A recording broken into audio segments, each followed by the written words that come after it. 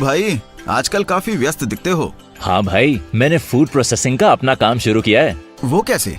प्रधानमंत्री FME योजना की मदद से, जिससे मुझे मिला 35% सब्सिडी वाला सस्ता लोन और तकनीकी सहायता भी। मैंने अपने साथ गांव के कई किसानों को भी जोड़ लिया है। सच में सबका विकास की प्रधानमंत्री जी की ऐसी ही सोच से हम सबको मिल रही है मदद और अवसर। वाह भाई, मैं भी इस योजना का लाभ लेना चाहता हूँ। तो आज ही PMFME पोर्टल pmfme.mofpi.gov.in पर आवेदन करो। खाद्य प्रसंस्करण उद्योग मंत्रालय, भारत सरकार द्वारा जनहित में जारी।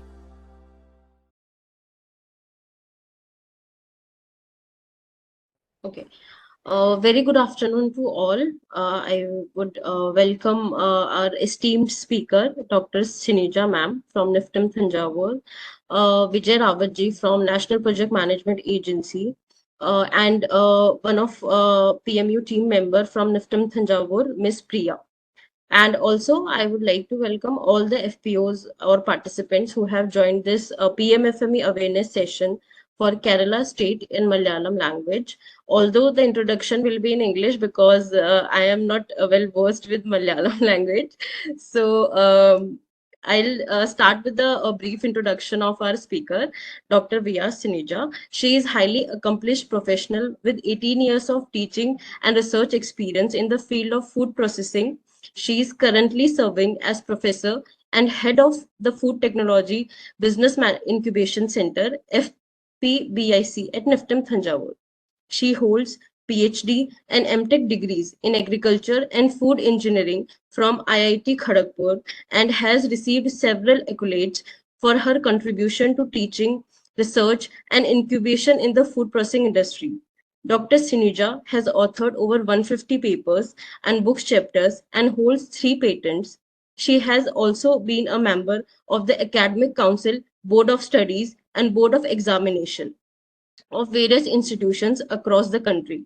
Dr. Shinija's leadership at the FPBIC has helped in successfully incubating and supporting 120 budding entrepreneurs in the food processing industry. I would like to welcome Dr. Shinija. Over to you, ma'am. Before that, I would request all the participants, if they understand the English, that if you have any question in between the session, you can write your queries in our chat box, or you can write it down. And by the end of the session, we'll take up your queries, and I'll unmute you, or either you can raise your hand or write your query in the chat box. We'll take up your queries. Thank you. Over to you, ma'am. Thank you, Ms. Minashi, for the nice introduction. Mr. Vijay Rawat from the National Project Management Agency, Ms. Priya, and dear participants, എല്ലാവർക്കും നമസ്കാരം. ഇന്നത്തെ ഈ വെബിനാറിന്റെ മുഖ്യ ഉദ്ദേശം എന്താണെന്നുള്ളത് നിങ്ങൾക്ക് അറിയാമെന്ന് വിശ്വസിക്കുന്നു. എങ്കിൽ കൂടി ഞാൻ ഒരിക്കൽ കൂടി പറയാം. 2020 നമ്മളുടെ ബഹുമാനപ്പെട്ട പ്രധാനമന്ത്രി ഫാർമർ പ്രൊഡ്യൂസർ കമ്പനീസ്, കർഷകരുടെ കൂട്ടായ്മകൾ രൂപീകരിക്കുന്നതിനും അതിൻ്റെ പ്രമോഷനുമായിട്ട് ഒരു സ്കീം, ഒരു സെൻട്രൽ സ്കീം ഉണ്ടാക്കിയിട്ടുണ്ടായിരുന്നു. അതിൻ്റെ ഭാഗമായിട്ട് അതുപോലെ തന്നെ 2021 തന്നെ നമ്മുടെ ചെറുകിട സംരംഭകരെ അവരുടെ ഉദ്ധാരണത്തിന് വേണ്ടിയിട്ടുള്ള PMFME സ്കീമും, prime minister's formalisation of micro food processing enterprises. So ഈ 2 സ്കീമുകളും സംയോജിപ്പിച്ച് നമുക്ക് എങ്ങനെ നമ്മളുടെ കർഷകരുടെ ഉന്നമനത്തിന് വേണ്ടിയിട്ട് മുന്നോട്ട് പോകാം എന്ന ഒരു ഉദ്ദേശത്തോടു കൂടിയാണ് ഇന്ന് നമ്മൾ ഈ ഒരു വെബിനാർ ഇവിടെ ഓൺലൈനായിട്ട് ഓർഗനൈസ് ചെയ്തിരിക്കുന്നത്. സോ ഈ കർഷകരുടെ കൂട്ടായ്മയ്ക്ക് ഈ ചെറുകിട സംരംഭകരെ ഉദ്ധരിപ്പിക്കുന്നതിനുള്ള ഈ PMFME സ്കീമിന്റെ ഗൈഡ് ലൈൻസ് എന്താണ്, അതിലൂടെ എന്തൊക്കെ ബെനിഫിറ്റ് ആണ് നമ്മുടെ ഈ FPOസിന് ലഭിക്കാൻ പോകുന്നത്, അങ്ങനെയുള്ള കാര്യങ്ങളെ കുറിച്ച് ഞാൻ വളരെ ചുരുക്കത്തിൽ പറഞ്ഞുതരാം. കുറെ പേർക്കെങ്കിലും ഇതിനെക്കുറിച്ച് ഐഡിയ ഉണ്ടായിരിക്കും, കുറച്ചു പേരെങ്കിലും ഇതിന്റെ ബെനിഫിറ്റ്സ് ഓൾറെഡി അവർ അപ്ലൈ ചെയ്തിട്ടുണ്ടായിരിക്കാം. എങ്കിലും കൂടുതൽ എല്ലാവരെയും ഈ സ്കീമിനെ പറ്റി ഒന്ന് പരിചയപ്പെടുത്തുന്നതിന് വേണ്ടിയിട്ടാണ് നമ്മൾ ഈ വെബിനാർ മുഖ്യമായി ഉദ്ദേശിക്കുന്നത്. ഞാൻ എൻ്റെ പ്രസന്റേഷൻ ഒന്ന് ഷെയർ ചെയ്യാം.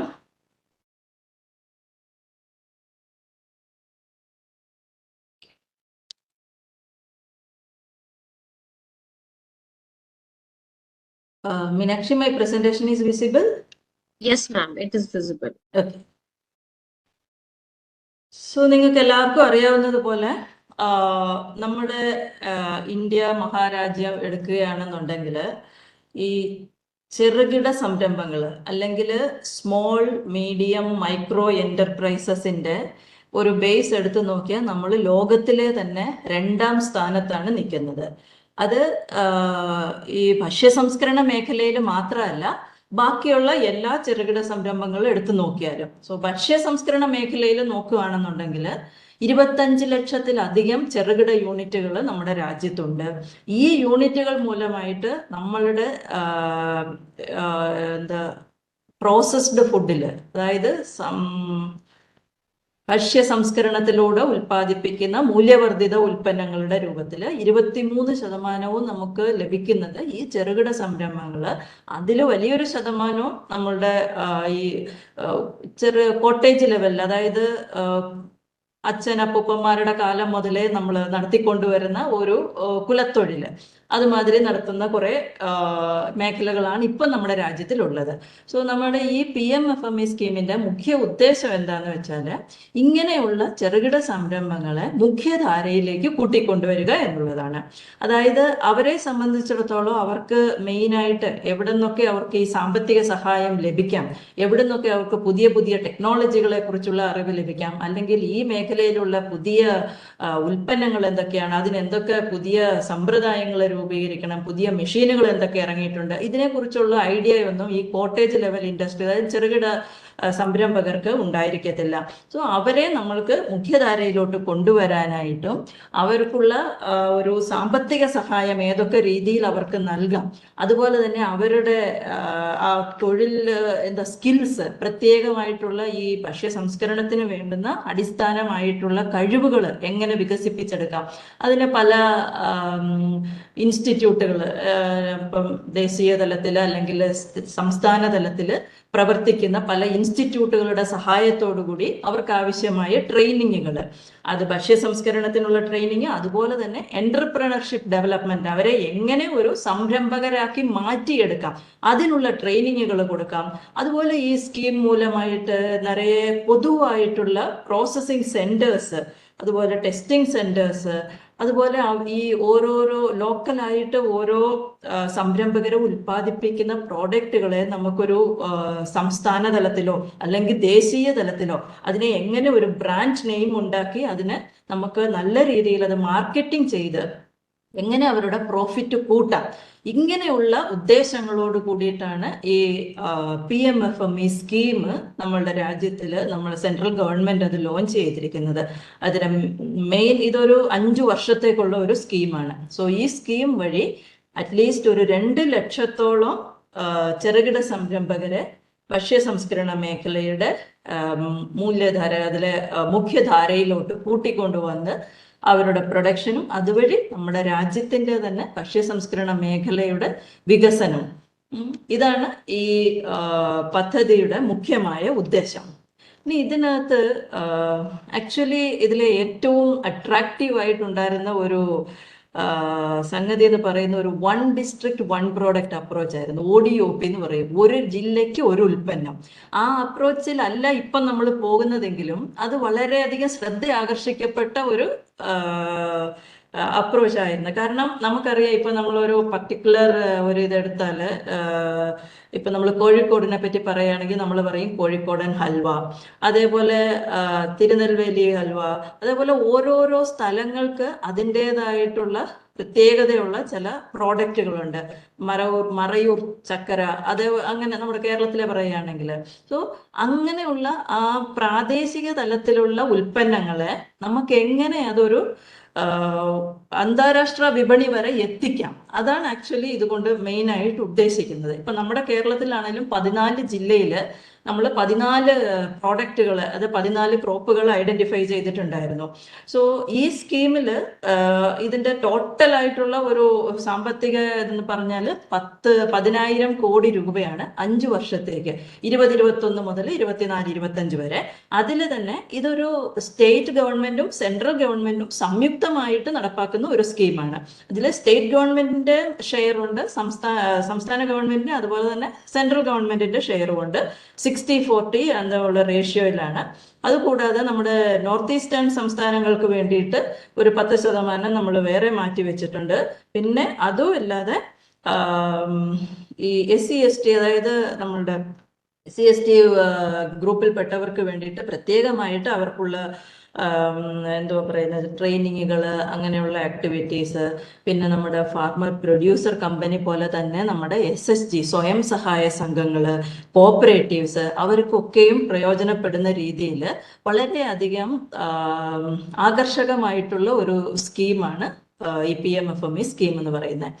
ഇതിൽ എങ്ങനെയാന്ന് വെച്ചാൽ നമ്മൾ ഒന്നുകിൽ നിങ്ങൾ ഇൻഡിവിജ്വൽ ആയിട്ട്, അതായത് തനിയെ ഒരാൾക്ക് തനിയെ അപ്ലൈ ചെയ്യാം, അതേപോലെ തന്നെ ഗ്രൂപ്പായിട്ടും അപ്ലൈ ചെയ്യാം. സോ നിങ്ങൾ ഇന്നിവിടെ മെയിനായിട്ടും ഫാർമർ പ്രൊഡ്യൂസർ കമ്പനിയുടെ കെയർ ഓഫിൽ വന്നിരിക്കുന്നവരായതുകൊണ്ട് മെയിനായിട്ട് നമ്മളിന്ന് കോൺസെൻട്രേറ്റ് ചെയ്യുന്നത് ഗ്രൂപ്പിന് എന്തൊക്കെ ബെനിഫിറ്റ് ആണെന്നുള്ളതാണ്. സോ നേരത്തെ ഞാൻ പറഞ്ഞു, ഇത് പദ്ധതി ആദ്യം നമ്മൾ രൂപവൽക്കരിക്കുമ്പോൾ ഇത് ODOP ബേസ്ഡ് അപ്രോച്ച് ആയിരുന്നു പോയിരുന്നതെങ്കിലും പിന്നീട് ആർക്ക് വേണമെങ്കിലും ഇത് അപ്ലൈ ചെയ്യാം എന്നുള്ള ഒരു ലെവലിലോട്ട് വന്നിട്ടുണ്ട്. അതായത് ഓൾറെഡി ഇപ്പം നിലവിൽ റൺ ചെയ്തുകൊണ്ടിരിക്കുന്ന ഒരു ചെറുകിട സംരംഭമാണെങ്കിലും ഇല്ല പുതിയതായിട്ടൊന്ന് സ്റ്റാർട്ട് ചെയ്യണമെങ്കിലും ആർക്ക് വേണമെങ്കിലും ഇത് അപ്ലൈ ചെയ്യാം. ഇതിൽ എന്താ പ്രത്യേകത എന്ന് വെച്ചാൽ 35% ക്രെഡിറ്റ് ലിങ്ക്ഡ് സബ്സിഡി. അതാണ് നമുക്ക് ഇൻഡിവിജ്വൽ ആയിട്ട് നമ്മൾ അപ്ലൈ ചെയ്യുമ്പോൾ നമുക്ക് കിട്ടുന്ന ബെനിഫിറ്റ്. അപ്പൊ അതിനൊരു എക്സാമ്പിൾ പറയുകയാണെങ്കിൽ, ഇപ്പൊ നിങ്ങൾ പുതിയതായിട്ട് ഒരു ബേക്കറി സ്റ്റാർട്ട് ചെയ്യണോ, അല്ലെ ഒരു പുതിയതായിട്ട് ഒരു ജ്യൂസ് പ്രോസസ്സിംഗ് പ്ലാന്റ് എടുക്കുമെന്ന് വെച്ചോ. ഇപ്പൊ നിങ്ങൾ ഒരു 30 ലക്ഷത്തിന്റെ ഒരു പ്രോജക്റ്റ് ഉണ്ടാക്കിയാൽ അതിൽ ഒരു 10 ലക്ഷം രൂപ നിങ്ങൾക്ക് സബ്സിഡി ആയിട്ട് വരും. പിന്നെ ഒരു 10%, ആ 30 ലക്ഷത്തിന്റെ 10% നമ്മുടെ ഓൺ കോൺട്രിബ്യൂഷൻ, അതായത് നമ്മുടെ കയ്യിൽ നിന്ന് എടുത്തിടേണ്ട 10%, അതായത് 3 ലക്ഷം രൂപ നിങ്ങളുടെ കയ്യിൽ നിന്ന് എടുത്തിടണം. പിന്നെ ഉള്ള ഒരു 17 ലക്ഷത്തിന് നമുക്ക് ബാങ്കിൽ നിന്ന് നമുക്ക് ടേം ലോൺ ആയിട്ട് അതെടുക്കാം. പിന്നെ ഈ ക്രെഡിറ്റ് ലിങ്ക്ഡ് സബ്സിഡിയുടെ പ്രത്യേകത എന്താണെന്ന് വെച്ചാൽ ഇത് നിങ്ങളുടെ കയ്യിലോട്ട് ഉടനെ ക്യാഷ് ആയിട്ട് അത് കിട്ടത്തില്ല. ഇത് നമ്മുടെ ആ ലോൺ അക്കൗണ്ടിൽ ഇത് അഡ്ജസ്റ്റ് ചെയ്യുവാണ് അവർ ചെയ്യുന്നത്. ഒരു മിറർ അക്കൗണ്ട് പോലെയാണ് നമുക്കിത് നടപ്പാക്കുന്നത്. അതായത് ഒരു 3 വർഷം നിങ്ങൾ ഇത് തുടങ്ങി 3 വർഷം നിങ്ങളത് റൺ ചെയ്യണം. അതായത് നമുക്ക് ഈ ലോണൊക്കെ സാങ്ഷനായി പൈസ കിട്ടി 3 വർഷത്തിന് ശേഷമായിരിക്കും നമുക്ക് ഈ സബ്സിഡി എമൗണ്ട് നമ്മുടെ അക്കൗണ്ടിലോട്ട് മാറുന്നത്. ഓക്കെ. സോ ഇപ്പോൾ ഇൻഡിവിജ്വൽസിൽ ഇപ്പോൾ ഓൾറെഡി ഉള്ളവർക്കാണെങ്കിലും ഓൾറെഡി ഉള്ള ഒരു സംരംഭമാണ്, അതിൽ കുറച്ചുകൂടെ അപ്ഗ്രേഡ് ചെയ്യണം, അതിനെ കുറച്ചുകൂടെ ഒന്ന് വികസിപ്പിച്ചെടുക്കണമെങ്കിൽ അതിന് അപ്ലൈ ചെയ്യാം. അത് പുതിയതായിട്ട് സ്റ്റാർട്ട് ചെയ്യാനാണെങ്കിൽ അതിനും അപ്ലൈ ചെയ്യാം. ഇനി ഗ്രൂപ്പ് ആയിട്ടുള്ളവരാണെങ്കിൽ ഇതിൽ സീലിംഗ് മാക്സിമം 10 ലക്ഷമാണ്. നമ്മൾ തനിയെ അപ്ലൈ ചെയ്യുക, ഒരാൾ തനിയെ ഇൻഡിവിജ്വൽ ആയിട്ട് അപ്ലൈ ചെയ്യുകയാണെങ്കിൽ അതിന്റെ മാക്സിമം ലിമിറ്റ് 10 ലക്ഷം എന്ന് പറയും. അതേസമയം ഈ ഫാർമർ പ്രൊഡ്യൂസർ കമ്പനിയോ കോപ്പറേറ്റീവ് അങ്ങനെ ഒരു ഗ്രൂപ്പായിട്ട് നമ്മൾ അപ്ലൈ ചെയ്യുമ്പോൾ നമുക്ക് അതിന് 3 കോടി രൂപ വരെ പോകാൻ പറ്റും. 10 കോടിയുടെ ഒരു പ്രോജക്റ്റ് ആണെങ്കിൽ 3 കോടി രൂപ വരെ നിങ്ങൾക്ക് സബ്സിഡി ആയിട്ട് വാങ്ങാൻ പറ്റുമെന്നുള്ളതാണ് ആ ഗ്രൂപ്പായിട്ട് പോകുന്നതിനുള്ള അഡ്വാൻറ്റേജ്. ഇതിലും ഇതുപോലെ തന്നെ, അതായത് 35% ക്രെഡിറ്റ് ലിങ്ക്ഡ് സബ്സിഡി എന്നുള്ളത് തന്നെ. പക്ഷെ ഈ 10 ലക്ഷം എന്നുള്ള ഒരു സീലിംഗ് നമ്മുടെ ഗ്രൂപ്പിന്റെ കേസിൽ ഇല്ല. പിന്നെ ഇത് കൂടാതെ മറ്റൊരു അട്രാക്റ്റീവ് ആയിട്ടുള്ള ഒരു ഘടകം എന്തുവാന്ന് വെച്ചാൽ, നമ്മുടെ സ്വയം സഹായ സംഘങ്ങൾക്ക് അത് ഓരോ മെമ്പറിനും ഒരു സീഡ് ക്യാപിറ്റൽ എന്നുള്ള രീതിയിൽ അവർക്ക് ചെറിയ ചെറിയ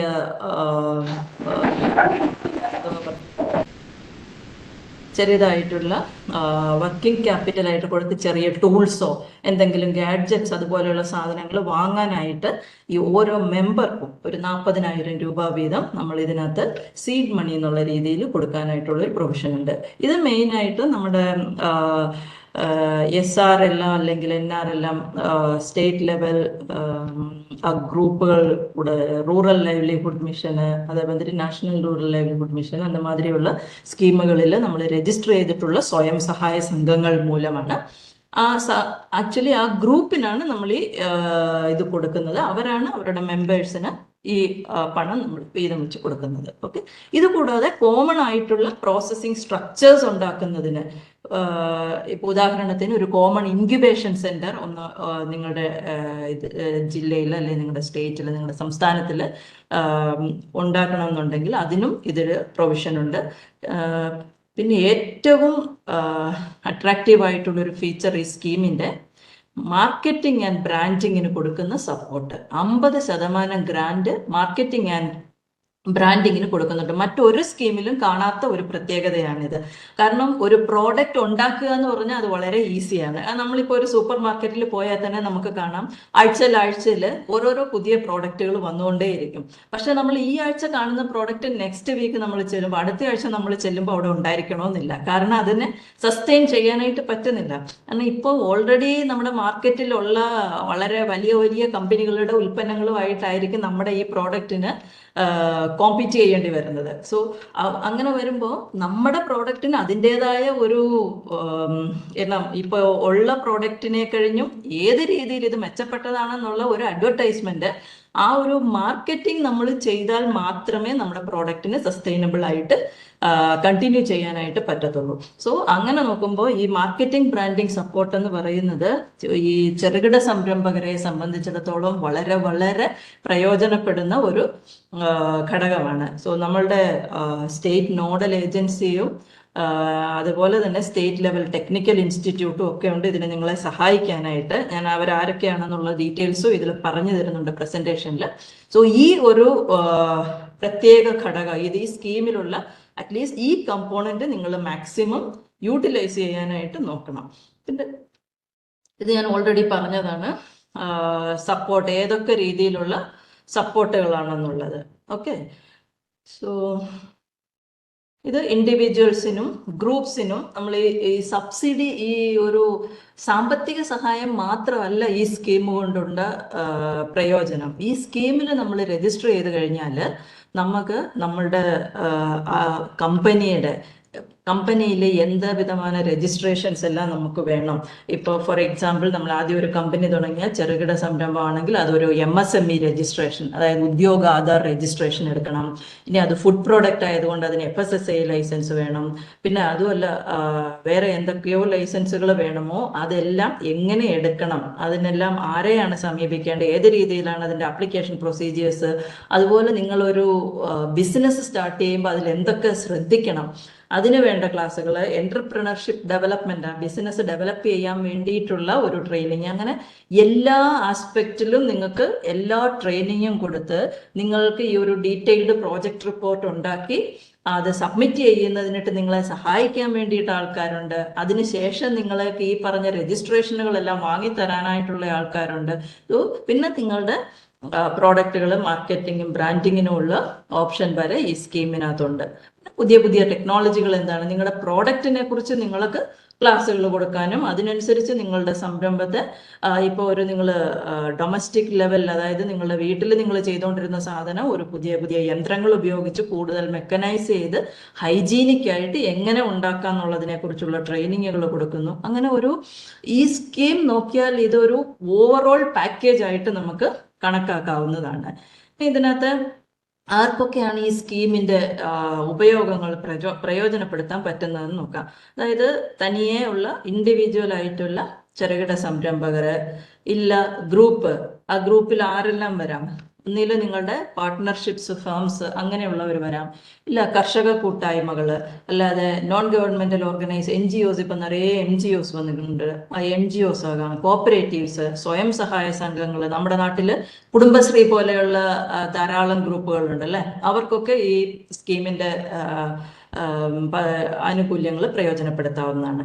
ഇതിന്റെ എലിജിബിലിറ്റി ക്രൈറ്റീരിയ എന്ന് പറഞ്ഞാൽ ആരാണ് ഇതിന് അപ്ലൈ ചെയ്യാൻ പറ്റുന്നത്, 18 വയസ്സിന് മുകളിലുള്ള ആർക്കും അപ്ലൈ ചെയ്യാം. പിന്നെ ഒരു കുടുംബത്തിൽ നിന്ന് ഒരാൾക്ക് മാത്രമേ അപ്ലൈ ചെയ്യാൻ പറ്റത്തുള്ളൂ. ഒരു കുടുംബത്തിൽ നിന്ന് തന്നെ ഒന്നിൽ കൂടുതൽ ആളുകൾ ഇതേ സ്കീമിന് അപ്ലൈ ചെയ്യാനായിട്ട് പറ്റത്തില്ല. അതുപോലെ ഇത് മൈക്രോ എന്നുള്ള ആ ഒരു കാറ്റഗറി, ചെറുകിട സംരംഭകം എന്നുള്ള ആ ഒരു കാറ്റഗറിയിൽ വരണം.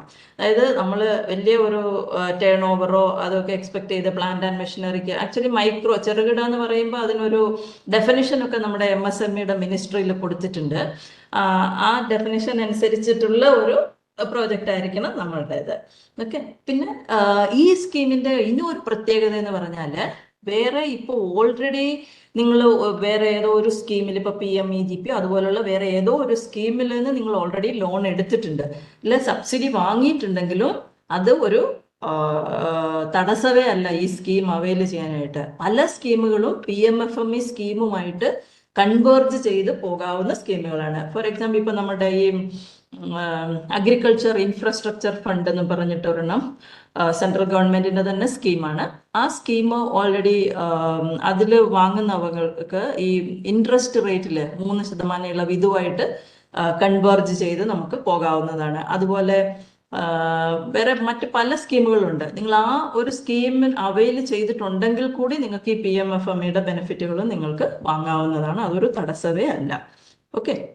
പിന്നെ ഞാൻ പറഞ്ഞ ഈ സബ്സിഡി എമൗണ്ട് എന്ന് പറയുന്നത് നമ്മുടെ ഓപ്പറേഷണൽ കോസ്റ്റിനൊന്നും ആ സബ്സിഡി എമൗണ്ട് ഇല്ല. നമ്മുടെ പ്ലാന്റ് മെഷീനറി അങ്ങനത്തെ അതിന് മാത്രമായിരിക്കും ഈ സബ്സിഡി എമൗണ്ട് 30% എന്ന് പറയുന്നത്. പിന്നെ അതിൽ നമുക്ക് സിവിൽ വർക്ക് ഇൻക്ലൂഡ് ചെയ്യാം. പക്ഷെ സിവിൽ വർക്ക് എന്ന് പറയുന്നത് നമ്മുടെ മൊത്തം പ്രോജക്റ്റിന്റെ എത്ര ചെലവാണോ അതിന്റെ 30% മാത്രമേ നമുക്കതിൽ സിവിൽ വർക്കിൽ ഇൻക്ലൂഡ് ചെയ്യാനായിട്ട് പറ്റത്തുള്ളൂ.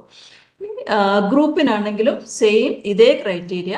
പക്ഷെ ഒറ്റ വ്യത്യാസമേ ഉള്ളൂ. 10 ലക്ഷം സീലിംഗ് അവിടെ തനിയെ അപ്ലൈ ചെയ്യുന്നവർക്ക് ഇരിക്കുമ്പോൾ ഇവിടെ 3 കോടി വരെ നമുക്ക് ഗ്രൂപ്പായിട്ട് അപ്ലൈ ചെയ്യുമ്പോൾ നമുക്ക് സബ്സിഡി വാങ്ങാവുന്നതാണ്. ഓക്കെ. സോ പിന്നെ അത് കൂടാതെ നമ്മൾ ഈ പ്രോജക്റ്റ് ഇപ്പൊ ഞാൻ പറഞ്ഞു ഒരു ഡീറ്റെയിൽഡ് പ്രോജക്റ്റ് റിപ്പോർട്ട് ഉണ്ടാക്കി നമ്മൾ സബ്മിറ്റ് ചെയ്യണം അപ്ലൈ ചെയ്യുമ്പോൾ. ഈ പ്രോജക്റ്റ് റിപ്പോർട്ട് ഉണ്ടാക്കുന്നതിനും നമുക്ക് ഒരു സഹായം ലഭിക്കുന്നുണ്ട്. അതായത് 50,000 രൂപ വരെ ഒരു DPR പ്രിപ്പറേഷന് വേണ്ടിയിട്ട് നമുക്ക് ഈ നമ്മളുടെ പ്രപ്പോസൽ സാങ്ഷൻ ആയി കഴിഞ്ഞാൽ അതിൽ നമുക്ക് ഈ 50,000 രൂപയും നമുക്ക് DPR പ്രിപ്പറേഷന് ആയിട്ടുള്ള ചെലവ്, അതായത് നമുക്ക് ഏതെങ്കിലും ഒരു ഏജൻസിയെ വെച്ച് നമ്മുടെ പ്രോജക്റ്റ് പ്രപ്പോസൽ നല്ല നീറ്റായിട്ട് പ്രിപ്പയർ ചെയ്യിക്കാം, ഇപ്പം നമുക്ക് സ്വയം ചെയ്യാൻ അറിയത്തില്ല എന്നുണ്ടെങ്കിൽ. ഓക്കെ. ഇനി ഇത് എങ്ങനെയാണ് അപ്ലൈ ചെയ്യേണ്ടത്? ഇപ്പം നിങ്ങൾ ഡീറ്റെയിൽഡ് പ്രോജക്റ്റ് റിപ്പോർട്ടൊക്കെ ഉണ്ടാക്കിയെന്ന് വെക്കുക. എങ്ങനെ അപ്ലൈ ചെയ്യണം? ഇൻഡിവിജ്വൽസ് ആണെങ്കിൽ തനിയെ നിങ്ങൾ അപ്ലൈ ചെയ്യുകയാണെന്നുണ്ടെങ്കിൽ ഓൺലൈൻ ആപ്ലിക്കേഷൻ ഉണ്ട്. ഞാൻ ആപ്ലിക്കേഷൻ്റെ പോർട്ടൽ ഇപ്പോൾ കാണിച്ചു തരാം. ആ ഓൺലൈൻ പോർട്ടലിൽ പോയിട്ട് നമ്മൾ ആദ്യം ഫസ്റ്റ് രജിസ്റ്റർ ചെയ്ത് അതിനുശേഷം നിങ്ങൾ ആ ലോഗിൻ ചെയ്ത് ഉള്ളിൽ പോയി കഴിഞ്ഞാൽ അതിൽ കുറച്ച് ഡീറ്റെയിൽസ് ചോദിക്കും. ആ ഡീറ്റെയിൽസ് എല്ലാം നിങ്ങൾ കൊടുത്തു കഴിഞ്ഞാൽ നമുക്ക് അതിനകത്ത് ഒരു നമ്പർ ജനറേറ്റ് ചെയ്ത് then you will get the things. ഇതല്ലാതെ ഇനി ഗ്രൂപ്പ് ആയിട്ടുള്ളതാണെങ്കിൽ ഗ്രൂപ്പ് ആയിട്ടുള്ളത് ഓൺലൈൻ ആപ്ലിക്കേഷൻ അല്ലാതെ ഓഫ്ലൈൻ ആപ്ലിക്കേഷൻസും ഉണ്ട്. ഈ ഒരു MFP അതായത് മിനിസ്ട്രി ഓഫ് ഫുഡ് പ്രോസസിങ് ഇൻഡസ്ട്രീസിന്റെ വെബ്സൈറ്റ് ആണ് ഈ കൊടുത്തിരിക്കുന്നത്. ഞാനത് ലാസ്റ്റ് ഞാൻ വെബ്സൈറ്റ് ഓപ്പൺ ചെയ്ത് നിങ്ങൾക്ക് കാണിക്കാം എങ്ങനെ അപ്ലൈ ചെയ്യണം എന്നുള്ളത്. ഓക്കെ. പിന്നെ മാർക്കറ്റിംഗ് ആൻഡ് ബ്രാൻഡിങ് എന്നുള്ളത് സ്കീമിൽ അപ്ലൈ ചെയ്യുമ്പം നമ്മൾ ഓരോ സംസ്ഥാനത്തിനും ഓരോ നോഡൽ ഏജൻസി ഉണ്ട്. സോ നമ്മൾ ആ നോഡൽ ഏജൻസി വഴി വേണം ഈ ബ്രാൻഡിങ് ആൻഡ് മാർക്കറ്റിങ്ങിന് അപ്ലൈ ചെയ്യാനായിട്ട്. അവരായിരിക്കും നമ്മുടെ ഒന്നിൽ നിങ്ങൾക്ക് സംസ്ഥാനത്തുള്ള ആ ടൈപ്പിലെ പ്രോഡക്റ്റ് എല്ലാത്തിനും കൂടെ ഒരു ബ്രാൻഡായിട്ട് എടുക്കാം, അല്ലെ നിങ്ങളുടെ ഒരു ഗ്രൂപ്പിനായിട്ടുള്ള പർട്ടിക്കുലറി ഒരു ആ ഗ്രൂപ്പിൻ്റെതായിട്ടുള്ള ഒരു ബ്രാൻഡായിട്ട് നിങ്ങൾക്ക് പ്രൊമോട്ട് ചെയ്യാം. സോ ഏതായിരുന്നാലും അതിന് നിങ്ങൾ സ്റ്റേറ്റ് നോഡൽ ഏജൻസി വഴിയാണ് അപ്ലൈ ചെയ്യേണ്ടത്. ഓക്കെ. സോ ഇതിനകത്ത് എന്തൊക്കെ സപ്പോർട്ടാണെന്നുള്ളതാണ്. നേരത്തെ ഞാൻ പറഞ്ഞു 50% ആണ് ഇതിനകത്ത് ഗ്രാൻഡ് നമുക്ക് കിട്ടുന്നത്.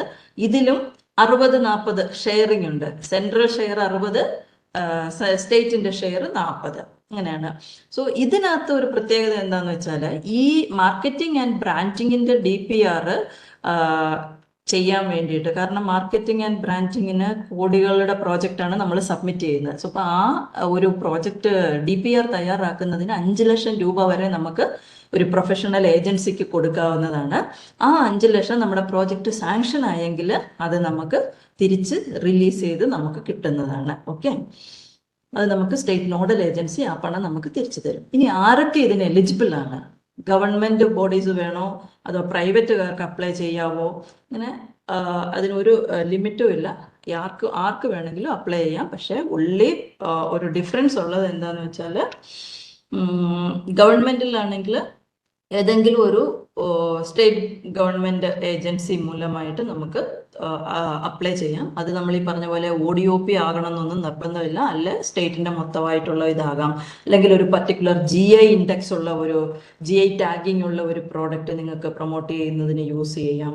അതേപോലെ തന്നെ ഒരു സ്റ്റേറ്റിൽ നിന്ന് തന്നെ നമുക്ക് ഒന്നിൽ കൂടുതൽ ആപ്ലിക്കേഷൻസ് സബ്മിറ്റ് ചെയ്യാൻ പറ്റും ബ്രാൻഡിങ് ആൻഡ് മാർക്കറ്റിങ്ങിന്. പക്ഷേ ഒരേ പ്രോഡക്റ്റിനായിരിക്കരുത്, ഡിഫറെൻറ്റ് പ്രോഡക്റ്റ്, വേറെ പ്രോഡക്റ്റിന് നമുക്ക് ഒന്നിൽ കൂടുതൽ ആപ്ലിക്കേഷൻസും ബ്രാൻഡിങ് ആൻഡ് മാർക്കറ്റിങ്ങിൻ്റെ കീഴിൽ സബ്മിറ്റ് ചെയ്യാവുന്നതാണ്. അതുപോലെ പ്രൈവറ്റ് ഏജൻസികൾ ലൈക്ക് ഫാർമർ പ്രൊഡ്യൂസർ ഓർഗനൈസേഷൻസോ സ്വയം സഹായ സംഘങ്ങളോ കോപ്പറേറ്റീവ്സോ അങ്ങനെയുള്ളവർക്കും അപ്ലൈ ചെയ്യാം. ഗവൺമെൻറ് ആണെങ്കിൽ അതിൻ്റെ ഡ്യൂറേഷന് മിനിമം ഡ്യൂറേഷൻ 1 year ആണ്. പ്രൈവറ്റ് ഏജൻസി മിനിമം ഡ്യൂറേഷൻ 2 വർഷമാണ്. ഓക്കെ, ഇവരുടെ ഈ പ്രൈവറ്റ് ഏജൻസി ആണെങ്കിലും അവർക്കും ഇതേപോലെ ഒന്നിൽ കൂടുതൽ ആപ്ലിക്കേഷൻസ് കൊടുക്കാവുന്നതാണ്. പക്ഷേ ഒരെണ്ണം സക്സസ്ഫുള്ളി ഇംപ്ലിമെന്റ് ചെയ്തതിന് ശേഷമായിരിക്കണം അടുത്തത് കൊടുക്കാനായിട്ട്. ഇതിന്റെ ഫണ്ട് റിലീസ് എങ്ങനെയായിരിക്കും എന്നുള്ളത്, ഇപ്പൊ 50% സബ്സിഡി എന്ന് പറഞ്ഞു, അത് എങ്ങനെയായിരിക്കും? ഒറ്റ ഇൻസ്റ്റാൾമെന്റിലാണോ 2 ഇൻസ്റ്റാൾമെന്റ് ആണോ? ഇപ്പൊ ഇവിടെ നമ്മുടെ PMFME സ്കീമിൽ 3 ഇൻസ്റ്റാൾമെന്റ് ആയിട്ടാണ് ഈ ഫണ്ട് റിലീസ് വരുന്നത്. സോ ആദ്യത്തെ ഇൻസ്റ്റാൾമെന്റ് എന്ന് പറയുന്നത് 35%, ടോട്ടൽ പ്രോജക്റ്റ് കോസ്റ്റിന്റെ 35%. ആ 35%-ല് നമ്മളുടെ ഒരു 17.5 നമ്മളുടെ ഓണറിന്റെ കോൺട്രിബ്യൂഷൻ. എന്നിട്ട് നിങ്ങൾ ഇപ്പോൾ നമുക്കറിയാം എല്ലാം ഈ ഗവൺമെന്റിന്റെ ഉള്ള എല്ലാ സ്കീമുകളും PFMS രജിസ്റ്റർ ചെയ്തിട്ടാണ് അതിനകത്ത് നമ്മളുടെ അക്കൗണ്ട് ട്രാൻസാക്ഷൻസ് മൊത്തം നടക്കുന്നത്. സോ നിങ്ങളുടെ ബാങ്ക് അക്കൗണ്ട് അതുപോലെ നിങ്ങൾ PFMS രജിസ്റ്റർ ചെയ്തതിന് ശേഷം അക്കൗണ്ട് സ്റ്റേറ്റ്മെന്റ്, അതായത് നിങ്ങളുടെ 17% നിങ്ങൾ കോൺട്രിബ്യൂട്ട് ചെയ്യുന്നു എന്നുള്ളതിന്റെ ആ ഒരു പ്രൂഫ് നിങ്ങൾ കൊടുക്കണം. അത് കൊടുത്ത് അങ്ങനെ അപ്പോൾ ഗവൺമെന്റിൽ നിന്നുള്ള 17% ഷെയർ നിങ്ങൾക്ക് വരും. അതിനുശേഷം ആ 35% നിങ്ങൾ യൂട്ടിലൈസ് ചെയ്ത് അതിന്റെ യൂട്ടിലൈസേഷൻ സർട്ടിഫിക്കറ്റ്, ആ ഫണ്ട് നിങ്ങൾ ഉപയോഗിച്ചു എന്നുള്ളതിന്റെ ഒരു സർട്ടിഫിക്കറ്റ് ചാർട്ടേഡ് അക്കൗണ്ടന്റ് സൈൻ ചെയ്ത് നമ്മുടെ സ്റ്റേറ്റ് നോഡൽ ഏജൻസി വഴിയായിട്ട് നിങ്ങൾ സബ്മിറ്റ് ചെയ്യണം. അപ്പോൾ സ്റ്റേറ്റ് നോഡൽ ഏജൻസി അത് വെരിഫൈ ചെയ്ത് അവരും അതിൻ്റെ അപ്രൂവൽ കൊടുത്തതിന് ശേഷമായിരിക്കും നമ്മുടെ സെക്കൻഡ് ഇൻസ്റ്റാൾമെന്റ് അടുത്ത 35% റിലീസ് ചെയ്യുന്നത്.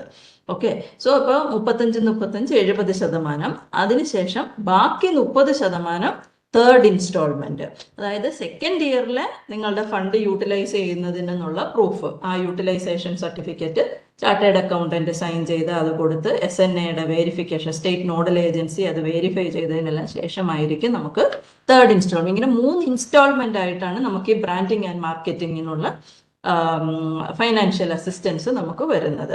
അപ്പോൾ ഇതിന്റെ ആപ്ലിക്കേഷൻ പ്രൊസീജിയർ എന്താന്ന് വെച്ചാൽ, ആദ്യം നമ്മൾ ഏതെങ്കിലും ഒരു സ്റ്റേറ്റ് ഗവൺമെന്റ് ഓർഗനൈസേഷൻ ആകാം, അല്ലെ ഒരു പ്രൈവറ്റ് ബോഡി ആകാം, ഇതുപോലെ നിങ്ങളെപ്പോലെ ഫാമർ പ്രൊഡ്യൂസർ ഓർഗനൈസേഷനോ ആരായിരുന്നാലും നിങ്ങളുടെ ആപ്ലിക്കേഷൻ സ്റ്റേറ്റ് ലെവൽ നോഡൽ ഏജൻസിക്ക് കൊടുക്കണം. സ്റ്റേറ്റ് ലെവൽ നോഡൽ ഏജൻസിക്ക് സബ്മിറ്റ് ചെയ്യുന്ന ആപ്ലിക്കേഷൻ എല്ലാം ഒരു കമ്മിറ്റി, സ്റ്റേറ്റ് ലെവലിൽ ഒരു കമ്മിറ്റി ഉണ്ട്. ആ കമ്മിറ്റി അപ്രൂവ് ചെയ്തതിന് ശേഷം അത് പ്രോജക്റ്റ് എക്സിക്യൂട്ടീവ് കമ്മിറ്റി എന്നും പറഞ്ഞിട്ട് നമുക്ക് ദേശീയ തലത്തിലുള്ള കമ്മിറ്റി ഉണ്ട്. സോ അവിടുന്ന് അവരും അപ്രൂവ് ചെയ്തതിന് ശേഷം നമുക്ക് ഇന്റർ മിനിസ്റ്റീരിയൽ എംപവേർഡ് കമ്മിറ്റി എന്നുണ്ട്. പല മിനിസ്ട്രിയിൽ നിന്നുള്ള മെമ്പേഴ്സ് എല്ലാവരും കൂടെ കൂടിയ ഒരു ഹൈ ലെവൽ കമ്മിറ്റി. ആ കമ്മിറ്റിയാണ് ഇത് ഫൈനലായിട്ട് അപ്രൂവ് ചെയ്യുന്നത്. ഓക്കെ, ഇതിനകത്ത് നമുക്ക് എന്തെല്ലാം ഉൾപ്പെടുത്താം, ഈ മാർക്കറ്റിംഗ് ബ്രാൻഡിങ്ങിനകത്ത് നമുക്ക് എന്തെല്ലാം കോമ്പണൻസ് ഉൾപ്പെടുത്താം എന്നുള്ളതാണ്. നിങ്ങളുടെ കമ്പനിയുടെ പ്രോഡക്റ്റിന് ഒരു ലോഗോ ഡിസൈൻ ചെയ്യാം, അതിൻ്റെ പാക്കേജ് ഡിസൈൻ ചെയ്യാം, ട്രേഡ് മാർക്ക് രജിസ്ട്രേഷൻ ഉപയോഗിക്കാം. അതുപോലെ തന്നെ ഈ പ്രോഡക്റ്റിൻ്റെ ഒരു മാർക്കറ്റ് സ്റ്റഡി നിങ്ങൾക്ക് കണ്ടക്ട് ചെയ്യാം. അതിൻ്റെ പ്രോപ്പറായിട്ടുള്ള പാക്കേജിങ് മെറ്റീരിയൽ എങ്ങനെ വേണം, അതിനൊരു വെയർ ഹൗസ് അല്ലെ സ്റ്റോറേജിനുള്ള ഓപ്ഷൻസ്, അത് റെന്റിന് എടുക്കാനായിട്ട് നോക്കാം.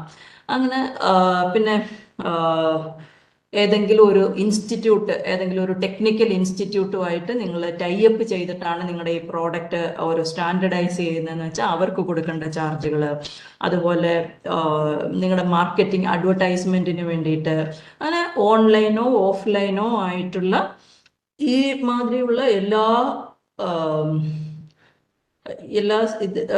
കമ്പോണൻസും നമുക്ക് ഈ മാർക്കറ്റിംഗ് ആൻഡ് ബ്രാൻഡിങ്ങിനുള്ള പ്രോജക്റ്റ് പ്രൊപ്പോസലിൽ ഇൻക്ലൂഡ് ചെയ്യാവുന്നതാണ്. ഇത് കൂടാതെ നിങ്ങൾ മാർക്കറ്റിംഗ്, സെയിൽസിനും മാർക്കറ്റിങ്ങിനും വേണ്ടിയിട്ട് എന്തെങ്കിലും സ്പെസിഫിക് ട്രെയിനിങ് അറ്റൻഡ് ചെയ്യുന്നുണ്ടെങ്കിൽ അതിന് വേണ്ടിയിട്ടുള്ളത് പണവും നിങ്ങൾക്ക് അതിനകത്ത് ആ പ്രോജക്റ്റ് പ്രൊപ്പോസലിനകത്ത് ഈ ഡീറ്റെയിൽസ് എല്ലാം നിങ്ങൾക്ക് ഇൻക്ലൂഡ് ചെയ്യാവുന്നതാണ്. ഓക്കെ, നൗ ഇനി അടുത്ത ഒരു കോമ്പോണന്റ് എന്ന് പറഞ്ഞാൽ ഞാൻ നേരത്തെ പറഞ്ഞു, ഇതിൽ അപ്ലൈ ചെയ്യുന്ന ഈ സ്കീമിന്റെ പ്രയോജനപ്പെടുത്താനായിട്ട് ഈ സ്കീമിന്റെ ഗുണങ്ങൾ അല്ലെങ്കിൽ അതിന്റെ ബെനിഫിഷ്യറീസ് ആയിട്ട് ഗുണഭോക്താക്കളായിട്ട് വരുന്ന ആൾക്കാരുടെ കപ്പാസിറ്റി ബിൽഡിംഗ്, അതായത് അവരുടെ സ്കിൽ ഡെവലപ്മെന്റ്, അത് രണ്ട് തരത്തില്. അവരുടെ പ്രോഡക്റ്റ് സംബന്ധമായിട്ടുള്ള ഫുഡ് പ്രോസസ്സിംഗ് സംബന്ധമായിട്ടുള്ള സ്കില്ലുകൾ, അതേപോലെ തന്നെ ബിസിനസ്സിനായിട്ടുള്ള എന്റർപ്രണർഷിപ്പ് ഡെവലപ്മെന്റ് സ്കിൽസ്, ഈ രണ്ട് സ്കില്ലുകളും ഇംപ്രൂവ് ചെയ്യുന്നതിനായിട്ടുള്ള ട്രെയിനിങ്ങുകൾ നമ്മൾ ഈ സ്കീമിന്റെ ഭാഗമായിട്ട് കൊടുക്കുന്നുണ്ട്. ആ ട്രെയിനിങ് കൊടുക്കുന്നതിന് നമ്മൾ ദേശീയ തലത്തിൽ മിനിസ്ട്രി ഓഫ് ഫുഡ് പ്രോസസ്സിങ്ങിന്റെ കീഴിലുള്ള 2 ഇൻസ്റ്റിറ്റ്യൂട്ടുകൾ, അതായത് നിഫ്റ്റം തഞ്ചാവൂറും നിഫ്റ്റം കുണ്ടലിയും ഉണ്ട്. അതുപോലെ നമ്മൾ ഈ മറ്റ് ദേശീയ ഇൻസ്റ്റിറ്റ്യൂട്ടുകൾ, അതായത് ICRന്റെ കീഴിലോ CSIRന്റെ കീഴിലോ ഉള്ള ഓരോ സ്പെസിഫിക് ക്രോപ്പിന് വേണ്ടിയിട്ട് വർക്ക് ചെയ്യുന്ന ഇൻസ്റ്റിറ്റ്യൂട്ടുകളുണ്ട്. ഉദാഹരണത്തിന് പറയുകയാണെങ്കിൽ ഇപ്പൊ നമ്മുടെ CPCRI കാസർഗോഡ് ഒരു ഇൻസ്റ്റിറ്റ്യൂട്ട്, അവർ നമ്മുടെ പ്ലാന്റേഷൻ ക്രോപ്സ്, ഇപ്പൊ തെങ്ങ് അങ്ങനെയുള്ള നാണ്യ വിളകളുടെ ഉൽപാദനത്തിൽ എക്സ്പേർട്ട് ആയിട്ടുള്ള ആൾക്കാരാണ് അവിടെയുള്ളത്. സോ നമ്മൾ അങ്ങനെയുള്ള ട്രെയിനിങ്ങിന് അവരുടെ സഹായം എടുക്കും. അതുപോലെ ട്യൂബർ ക്രോപ്പ് റിസർച്ച് ഇൻസ്റ്റിറ്റ്യൂട്ട് ട്രിവാൻഡ്രത്തിലുള്ളത്. സോ കിഴങ്ങ് വർഗ്ഗങ്ങളുടെ സംസ്കരണവും അതിന്റെ ടെക്നോളജിയുമായിട്ട് ബന്ധപ്പെട്ടുള്ള ട്രെയിനിങ് ആണെങ്കിൽ നമ്മൾ അവരുടെ സഹായം തേടും. ഫിഷറീസിന് സംബന്ധമായിട്ടുള്ളതാണെങ്കിൽ സ്വിഫ്റ്റ് കൊച്ചിൻ, അതുപോലെ ദേശീയ തലത്തിലുള്ള ഇൻസ്റ്റിറ്റ്യൂട്ടുകളുടെ സഹായത്തോടു കൂടി നമ്മൾ ഫസ്റ്റ് ദേശീയ തലത്തിൽ തന്നെ ഓരോ സംസ്ഥാനത്തിൽ നിന്നുള്ള ആളുകളെ എടുത്തിട്ട് മാസ്റ്റർ ട്രെയിനേഴ്സായിട്ട് അവരെ ട്രെയിൻ ചെയ്തെടുക്കും. ഈ മാസ്റ്റർ ട്രെയിനേഴ്സ് ഇവരെല്ലാം ആക്ച്വലി ഓരോ സ്റ്റേറ്റിലും ഉള്ള നോഡൽ ഏജൻസി, ഈ സ്കീം ഇംപ്ലിമെന്റ് ചെയ്യാനായിട്ട് നമുക്ക് ഓരോ സ്റ്റേറ്റിലും നോഡൽ ഏജൻസീസ് ഉണ്ട്. അവരാണ് ഈ മാസ്റ്റർ ട്രെയിനേഴ്സിനെ സെലക്ട് ചെയ്ത് നമ്മുടെ നാഷണൽ ഇൻസ്റ്റിറ്റ്യൂട്ടിന് കൊടുക്കുന്നത്. സോ നമ്മൾ ട്രെയിനിങ്ങുകളെല്ലാം കോർഡിനേറ്റ് ചെയ്ത് മാസ്റ്റർ ട്രെയിനേഴ്സിന് ഇപ്പൊ എല്ലാ ഏരിയയിലും മാസ്റ്റർ ട്രെയിനേഴ്സ് ഉണ്ട് നമ്മളുടെ രാജ്യത്തിൽ, അതേപോലെ ഓരോ സംസ്ഥാനത്തിലും ഉണ്ട്. ഇനി ഈ മാസ്റ്റർ ട്രെയിനേഴ്സ് എന്താ ചെയ്യുന്നതെന്ന് വെച്ചാൽ അവർ ഓരോ ഡിസ്ട്രിക്റ്റിലും അതാത് സ്റ്റേറ്റിലെ മാസ്റ്റർ ട്രെയിനേഴ്സ് അവരവരുടെ ഡിസ്ട്രിക്റ്റിലുള്ള ഡിസ്ട്രിക്ട് ലെവൽ ട്രെയിനേഴ്സിനെ ട്രെയിൻ ചെയ്യും. ഈ ഡിസ്ട്രിക്ട് ലെവൽ ട്രെയിനേഴ്സും അതുപോലെ തന്നെ ഡിസ്ട്രിക്ട് റിസോഴ്സ് പേഴ്സൺസ് എന്നും കൂടി ഉണ്ട്. അവരാണ് നമ്മുടെ ആക്ച്വൽ ഉപഭോക്താക്കൾക്കുള്ള ട്രെയിനിങ് കൊടുക്കുന്നത്. ഇനി ഡിസ്ട്രിക്ട് റിസോഴ്സ് പേഴ്സൺ എന്ന് പറഞ്ഞാൽ ആരാന്നുള്ളത്, അതായത് ഡിസ്ട്രിക്ട് റിസോഴ്സ് പേഴ്സൺ എന്ന് പറഞ്ഞാൽ അവരാണ് ആക്ച്വലി നമ്മളുടെ ഈ ബെനിഫിഷ്യറീസ്, അതായത് ഉപഭോക്താക്കളെ ഏറ്റവും കൂടുതൽ സപ്പോർട്ട് ചെയ്ത് ഈ സബ്സിഡി വാങ്ങി ഈ സംരംഭം തുടങ്ങി രജിസ്റ്റർ ചെയ്ത് അത് നമ്മൾ റണ്ണിങ് കണ്ടീഷനിൽ അതിനെ കൊണ്ടുവരുന്നതിന് ഏറ്റവും കൂടുതൽ സപ്പോർട്ട് ചെയ്യുന്ന ആൾക്കാരാണ് ഈ ഡിസ്ട്രിക്ട് റിസോഴ്സ് പേഴ്സൺസ്. ഇപ്പൊ നമ്മുടെ സംസ്ഥാനത്തിലെ കേരളത്തിലെ 14 ജില്ലകളിലും ഇതേപോലെ ഡിസ്ട്രിക്ട് റിസോഴ്സ് പേഴ്സൺസിനെ നമ്മൾ സെലക്ട് ചെയ്തിട്ടുണ്ട്. അവരുടെ ഡീറ്റെയിൽസ് എല്ലാം നമ്മുടെ PMFMEയുടെ പോർട്ടലിലുണ്ട്. അവരുടെ പേര്, അവരുടെ ഇമെയിൽ അഡ്രസ്സ്, അവരുടെ കോൺടാക്ട് നമ്പർ, ഈ പ്രോജക്റ്റ് അപ്ലൈ ചെയ്യുന്നത് മുതൽ നിങ്ങൾക്ക് അവരുടെ സേവനം പ്രയോജനപ്പെടുത്താവുന്നതാണ്. ഓക്കെ, സോ അവര് ഈ ആപ്ലിക്കൻസിനെ എല്ലാം ആപ്ലിക്കേഷൻ ഫില്ല് ചെയ്യാനായിട്ട് ഹെൽപ്പ് ചെയ്യും. അത് കഴിഞ്ഞാൽ ലോൺ സാങ്ഷൻ ചെയ്യുന്നിടം വരെ ഹെൽപ്പ് ചെയ്യും. ഇതിനൊന്നും നിങ്ങൾ അവർക്ക് ഈ ഡിസ്ട്രിക്ട് റിസോഴ്സ് പേഴ്സൺസിന് നിങ്ങൾ യാതൊരു കാരണവശാലും പണം ഒന്നും കൊടുക്കേണ്ട ആവശ്യമില്ല. കാരണം നിങ്ങളെ കൊണ്ട് ഈ ഒരു ലോൺ അപ്ലൈ ചെയ്യിച്ച് അത് സാങ്ഷൻ ആക്കുന്നതിന് അവർക്ക് 10,000 രൂപ, ലോൺ സാങ്ഷൻ ആയി കഴിഞ്ഞാൽ അവർക്ക് 10,000 രൂപ കിട്ടും, അവരുടെ ഹോണറേറിയം. അതേപോലെ അത് സാങ്ഷൻ ആയതിനു ശേഷം നിങ്ങളുടെ കമ്പനി രജിസ്റ്റർ ചെയ്ത് അത് ഒരു GST രജിസ്ട്രേഷനും FSSAI രജിസ്ട്രേഷനും MSME രജിസ്ട്രേഷനും ഒക്കെ എടുത്ത് ഓപ്പറേഷണൽ ആക്കണം. അത് വർക്കിംഗ് കണ്ടീഷനിൽ ആക്കുമ്പോൾ അതിനുള്ള അടുത്ത 10,000, അങ്ങനെ ടോട്ടലി 20,000 രൂപയാണ് ഒരു ആപ്ലിക്കന്റിന്, അതായത് ഒരു അപേക്ഷകന് സക്സസ്ഫുൾ ആയിട്ട് ലോൺ സാങ്ഷനായി അയാളെ കമ്പനി തുടങ്ങി ഈ ഫോർമാലിറ്റീസ് എല്ലാം ചെയ്ത് അയാളെ ഒരു പ്രോപ്പർ ഫോർമലൈസ്ഡ് മൈക്രോ എന്റർപ്രണർ ആയിട്ട് കൊണ്ടുവന്നാൽ 20,000 രൂപ ഡിസ്ട്രിക്ട് റിസോഴ്സ് പേഴ്സണ് കിട്ടുന്ന ഹോണറേറിയം. ഓക്കെ, സോ ഈ ഡിസ്ട്രിക്ട് റിസോഴ്സ് പേഴ്സണും നമ്മൾ ഇതിന് വേണ്ട രീതിയിലുള്ള ട്രെയിനിങ്ങുകൾ കൊടുക്കുന്നുണ്ട്. 2 ദിവസത്തെ ട്രെയിനിങ് ആണ്. ഒന്ന് PMFME സ്കീമിനെ കുറിച്ചുള്ള എല്ലാ ഡീറ്റെയിൽസും അതിന്റെ ക്രെഡിറ്റ് ലിങ്ക്ഡ് സബ്സിഡി ഡീറ്റെയിൽസ് അതെല്ലാം പറഞ്ഞു കൊടുക്കുന്നു. അതുപോലെ തന്നെ എന്തെല്ലാം രജിസ്ട്രേഷൻസ്, ലൈസൻസിങ് എന്തൊക്കെ വേണം, അതിന്റെ ലീഗൽ മാറ്റേഴ്സ് ഇതെല്ലാം പറഞ്ഞു കൊടുക്കുന്നുണ്ട്. ഇൻക്ലൂഡിങ് മാർക്കറ്റിംഗ്, ബ്രാൻഡിങ് ഉൾപ്പെടെയുള്ള കാര്യങ്ങൾ ഈ ഡിസ്ട്രിക്ട് റിസോഴ്സ് പേഴ്സണ് ട്രെയിനിങ് കൊടുക്കുന്നുണ്ട്. നമ്മളുടെ ഈ ട്രെയിനിങ്ങുകളെല്ലാം ഒരു തേർഡ് പാർട്ടി ഇവാലുവേറ്റ് ചെയ്താണ് ഇവർക്കെല്ലാം സർട്ടിഫിക്കറ്റ് കൊടുക്കുന്നത്. ഫിക്സി എന്ന് പറഞ്ഞിട്ട് ഒരു തേർഡ് പാർട്ടിയാണ് നമ്മുടെ ഈ ട്രെയിനിങ്ങുകളെല്ലാം ഇവാലുവേറ്റ് ചെയ്ത് ഇവരെയെല്ലാം സർട്ടിഫൈ ചെയ്ത് കൊടുക്കുന്നത്. ഓക്കെ, ഇനി ഇത് ഡിസ്ട്രിക്ട് ലെവൽ റിസോഴ്സ് പേഴ്സൺ ഞാൻ പറഞ്ഞു, അത് 2 രീതിയിലുള്ള ഇതുകൊണ്ട്. ഒന്ന് നമ്മുടെ ഭക്ഷ്യ സംസ്കരണവുമായിട്ട് ബന്ധപ്പെട്ട ഡിസ്ട്രിക്ട് ലെവൽ ട്രെയിനർ ഉണ്ട്. ഇനി രണ്ടാമത്തെ ലെവൽ എന്ന് പറയുന്നത് എന്റർപ്രണർഷിപ്പ് ഡെവലപ്മെന്റുമായിട്ട് ബന്ധപ്പെട്ട, അതായത് ബിസിനസ് സംബന്ധമായ കാര്യങ്ങൾ. അപ്പോൾ ഈ 2 രീതിയിലുള്ള ട്രെയിനേഴ്സിന് നമ്മൾ ഡിസ്ട്രിക്ട് ലെവലിൽ ട്രെയിൻ ചെയ്തെടുക്കുന്നുണ്ട്. അവർക്ക് വേണ്ട എക്സ്പീരിയൻസ്, എലിജിബിലിറ്റിയാണ് ഈ പറയുന്നത്. അവർക്കും നമ്മൾ ട്രെയിനിങ് കൊടുക്കുന്നുണ്ട്. ഓരോരോ മേഖലയിലും 2 നാളത്തെ ട്രെയിനിങ് കൊടുത്തിട്ടാണ് അവരെയും അസസ്മെന്റ് കഴിഞ്ഞാണ് സർട്ടിഫൈ ചെയ്ത് സർട്ടിഫൈഡ് ഡിസ്ട്രിക്ട് ലെവൽ ട്രെയിനേഴ്സ് ആയിട്ട് നമ്മൾ ട്രെയിനിങ്ങിന് വേണ്ടിയിട്ട് ഓതറൈസ് ചെയ്യുന്നത്. സോ അവർക്ക് ഡിസ്ട്രിക്ട് ലെവൽ പേഴ്സൺസിനും ഇതുപോലെ ഡൊമൈൻ സംബന്ധം ഏത് ഭക്ഷ്യ സംസ്കരണ മേഖലയിലാണോ അവർക്ക് പ്രവർത്തിക്കേണ്ടത് ആ ഡിസ്ട്രിക്റ്റിൽ അതിനുമായിട്ട് റിലേറ്റഡ് ആയിട്ടുള്ള 2 ദിവസത്തെ ട്രെയിനിങ്. അതുകൂടാതെ EDP ആണെങ്കിൽ EDP ആയിട്ട് റിലേറ്റഡ് ഉള്ള 2 ദിവസത്തെ ട്രെയിനിങ്ങും കൊടുക്കുന്നുണ്ട്. ഇനി നമ്മുടെ ഉപഭോക്താക്കൾക്ക് ഈ ഡിസ്ട്രിക്ട് ലെവൽ ട്രെയിനേഴ്സ് ഉപഭോക്താക്കൾക്ക് ട്രെയിനിങ് കൊടുക്കേണ്ടത്, അതായത് ഫൈനലി ബെനിഫിഷ്യറിക്ക് ട്രെയിനിങ് കൊടുക്കണം. അവർ ബെനിഫിഷ്യറി 2 വിധത്തിലുള്ള ബെനിഫിഷ്യറി നമ്മൾ ഇതിനകത്ത്. ഒന്ന് ഈ സ്കീമിന്റെ ബെനിഫിറ്റ്സ് വാങ്ങിയിരിക്കുന്ന ഉപഭോക്താക്കൾ, അതായത് സബ്സിഡിയൊക്കെ വാങ്ങിയിരിക്കുന്ന ഉപഭോക്താക്കള്. അതല്ലാത്ത ഒരു ഗ്രൂപ്പ് എന്ന് പറഞ്ഞാൽ ഓൾറെഡി അവര് ഈ ഭക്ഷ്യ സംസ്കരണ മേഖലയിൽ വർക്ക് ചെയ്തുകൊണ്ടിരിക്കുന്നുണ്ട്, പക്ഷെ അവർ സ്കീമിൽ നിന്നൊന്നും ലോണോ അല്ലെങ്കിൽ അതിന്റെ സബ്സിഡിയോ ഒന്നും വാങ്ങിയിട്ടില്ല. എങ്കിൽ കൂടിയും അവരെ ആ മൈക്രോ ലെവലിൽ ഇരിക്കുമ്പോൾ അതിൽ നിന്നൊരു ഫോർമലൈസ്ഡ് സെക്ടറിലോട്ട് കൊണ്ടുവരാൻ വേണ്ടിയിട്ടുള്ള ട്രെയിനിങ്. അങ്ങനെ ബെനിഫിഷ്യറി, നോൺ ബെനിഫിഷ്യറി, അങ്ങനെ 2 കാറ്റഗറിയിലും നമ്മൾ നമ്മുടെ ഉപഭോക്താക്കൾക്ക് ട്രെയിനിങ് കൊടുക്കുന്നുണ്ട്. സോ ഈ ട്രെയിനിങ്ങുകൾ നിങ്ങൾ ഉപയോഗപ്പെടുത്തി കഴിഞ്ഞാൽ അത് നിങ്ങളുടെ ബിസിനസ് ഡെവലപ്പ് ചെയ്യാനായിട്ട് വളരെ പ്രയോജനകരമായിരിക്കും. കാരണം ഇപ്പോൾ ഉള്ള നമുക്കറിയാം, ഈ ഏതൊരു മേഖലയാണെങ്കിലും, ഭക്ഷ്യ സംസ്കരണം മാത്രമല്ല ഏതൊരു മേഖലയിലാണെങ്കിലും കൺസ്യൂമേഴ്സിന്റെ ഡിമാൻഡ് ഇങ്ങനെ ഓരോ ദിവസവും മാറിക്കൊണ്ടിരിക്കുകയാണ് ചെയ്യുന്നത്. സോ ആ മാറിക്കൊണ്ടിരിക്കുന്ന ഡിമാൻഡിനനുസരിച്ച് നമ്മളുടെ പ്രോഡക്റ്റുകളിലും ആ ചേഞ്ചുകൾ വന്നുകൊണ്ടേയിരിക്കണം.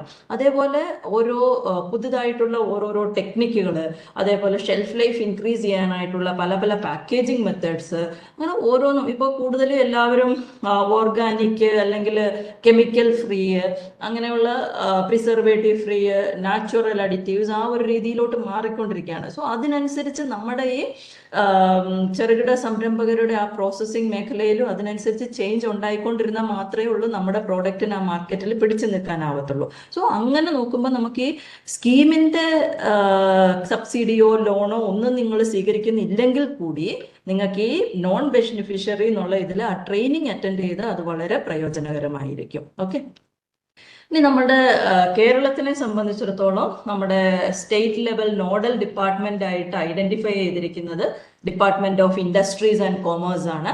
അതിന്റെ Kerala bureau of industrial promotion KB ആണ് സ്റ്റേറ്റ് നോഡൽ ഏജൻസി. അത് അവിടുത്തെ MD മാനേജിംഗ് ഡയറക്ടറാണ് നമ്മുടെ സ്റ്റേറ്റ് ലെവൽ നോഡൽ ഓഫീസർ. ഇനി സ്റ്റേറ്റ് ലെവൽ ടെക്നിക്കൽ ഇൻസ്റ്റിറ്റ്യൂട്ട് ആയിട്ട് നമ്മൾ ഓപ്റ്റ് ചെയ്തിരിക്കുന്നത് കേരള അഗ്രികൾച്ചറൽ യൂണിവേഴ്സിറ്റിയാണ്. അവർ ഓൾറെഡി നിങ്ങൾക്ക് പലർക്കും പരിചയം കാണും. Doctor Sudheer KP and group അവരാണ് ഈ ട്രെയിനിങ്, ഉപഭോക്താക്കളുടെ ട്രെയിനിങ്, അതുപോലെ നമ്മുടെ ഡിസ്ട്രിക്ട് ലെവൽ ട്രെയിനിങ്ങുകളെല്ലാം നടത്തിക്കൊണ്ടിരിക്കുന്നത്.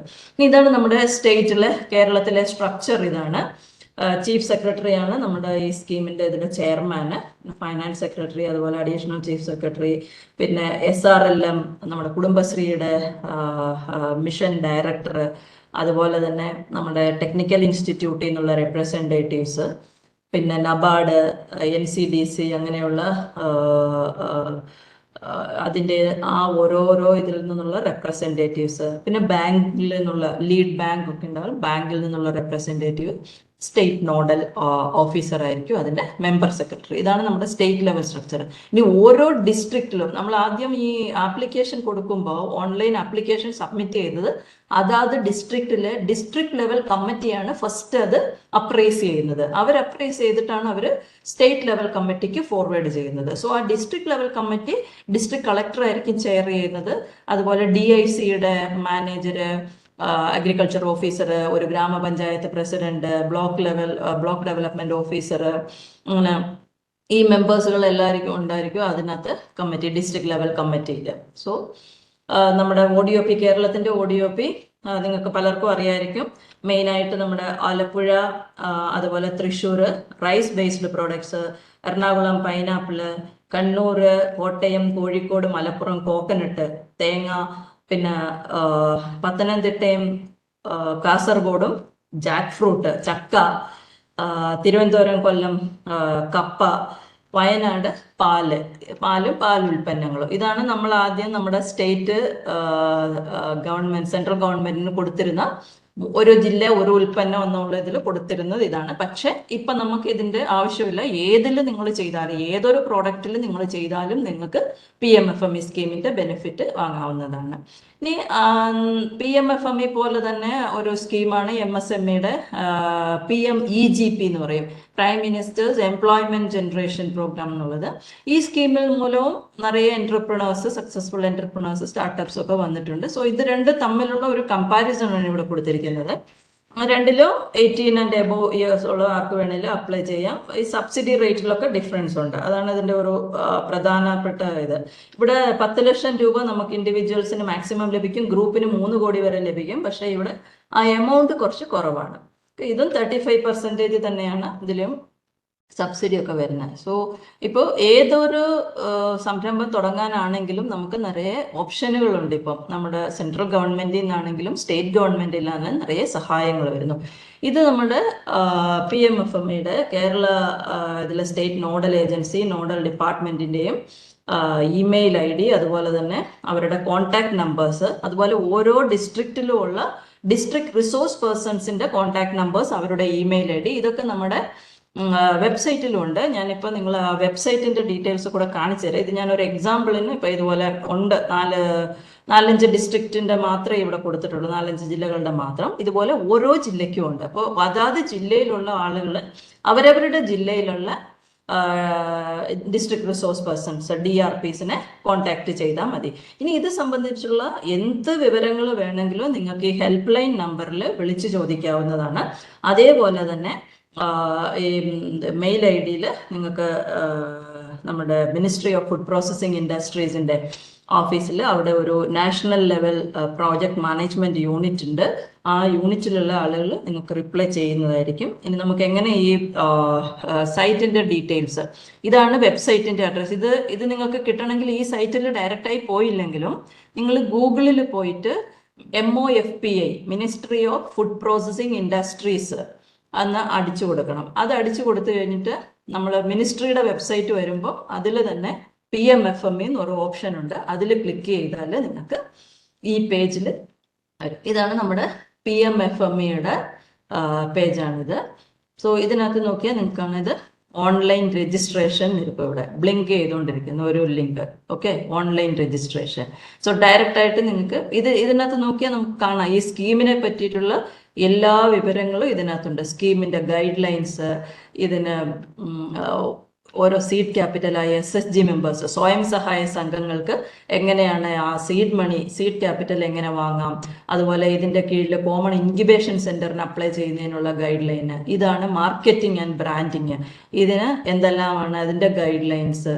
സോ എല്ലാ സാധനങ്ങളും നമുക്ക് ഇതിന് ഈ ഒരു വെബ്സൈറ്റിലാണ് കിട്ടുന്നതാണ്. ഇത് ഇവിടെ നോക്കിയാൽ നമുക്ക് കാണാം ഇതുവരെ എത്ര ആപ്ലിക്കേഷൻസ് ഈ സ്കീമിൽ സബ്മിറ്റ് ചെയ്തിട്ടുണ്ട്, അതിൽ ഇൻഡിവിജ്വൽ എന്റർപ്രണേഴ്സ് എത്രയുണ്ട്, തനിയെ അപ്ലൈ ചെയ്തത്, അതുപോലെ ഗ്രൂപ്പായിട്ട് അപ്ലൈ ചെയ്തത് എത്ര, ODOPയിൽ അപ്ലൈ ചെയ്തത് എത്ര, നോൺ ODOPയിൽ അപ്ലൈ ചെയ്തത് എത്രയല്ല ഇതിനകത്ത് നമുക്ക് ഈ വെബ്സൈറ്റിനകത്ത് നിന്ന് കിട്ടും.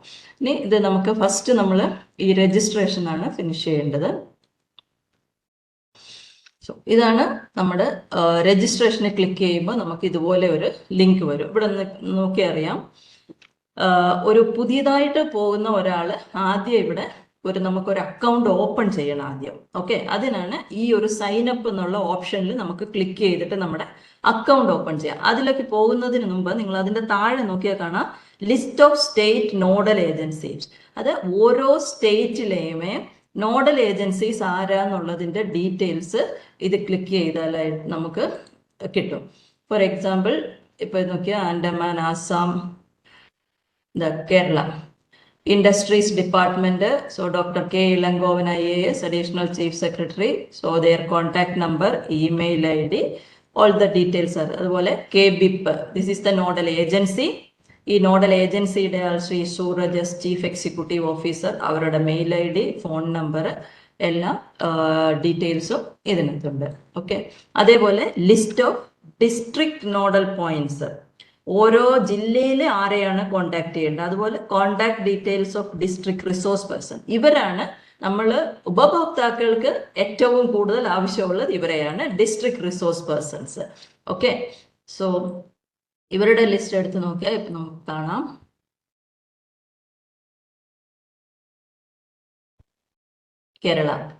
കേരളത്തിലെ 14 ജില്ലയിലുള്ള ചില ജില്ലകളിലൊക്കെ ഒന്നിൽ കൂടുതൽ ഡിസ്ട്രിക്ട് റിസോഴ്സ് പേഴ്സൺസ് ഉണ്ട്. Okay, Alappuzha, Ernakulam 3 resource persons, Idukki, അതുപോലെ കൊല്ലത്ത് നോക്കിയാൽ 4-5 റിസോഴ്സ് പേഴ്സൺസ് ഉണ്ട്.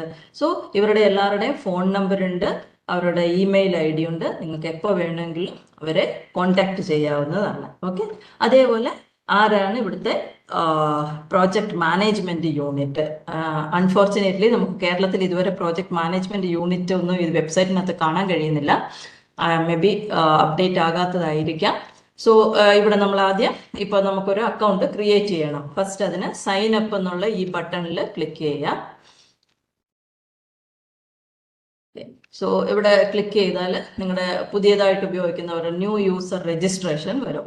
സോ ഇതിനകത്ത് നോക്കുക, നമ്മൾ ടൈപ്പ് ഓഫ് ബെനിഫിഷ്യറി, ഏത് തരത്തിലുള്ള ബെനിഫിഷ്യറി, നമ്മൾ ഇൻഡിവിജ്വൽ ആയിട്ടാണോ അപ്ലൈ ചെയ്യാൻ പോകുന്നത്, ഗ്രൂപ്പ് ആയിട്ടാണോ അപ്ലൈ ചെയ്യാൻ പോകുന്നത്. ഇപ്പൊ നമുക്ക് ഗ്രൂപ്പ് ആയിട്ടാണ് നമ്മൾ FPO എന്നുള്ള ഇതിൽ അപ്ലൈ ചെയ്യാൻ പോകുന്നത്. അപ്പൊ അതിൽ നിങ്ങൾ കോഓപ്പറേറ്റീവ് സൊസൈറ്റി ആണോ, ഫാർമർ പ്രൊഡ്യൂസർ കമ്പനി ആണോ, സെൽഫ് ഹെൽപ്പ് ഗ്രൂപ്പ് ആണോ, ഏതാണെന്നുള്ളത് നോക്കുക. അതിനുശേഷം നിങ്ങളുടെ FPOയുടെ ഡയറക്ടറോ CEO ആരാ ഉള്ളതെന്ന് വെച്ചാൽ അവരുടെ പേര്, email ID, mobile number, district, state ഇതെല്ലാം കൊടുത്തു കഴിഞ്ഞാൽ നമ്മുടെ ആധാർ കാർഡിൽ, അവരുടെ ആധാർ കാർഡിൽ എങ്ങനെയാണോ ഡീറ്റെയിൽസ് ഉള്ളത് അതേ വെച്ച് വേണം കൊടുക്കാനായിട്ട്. അത് കൊടുത്ത് നിങ്ങൾ രജിസ്റ്റർ ചെയ്യണം.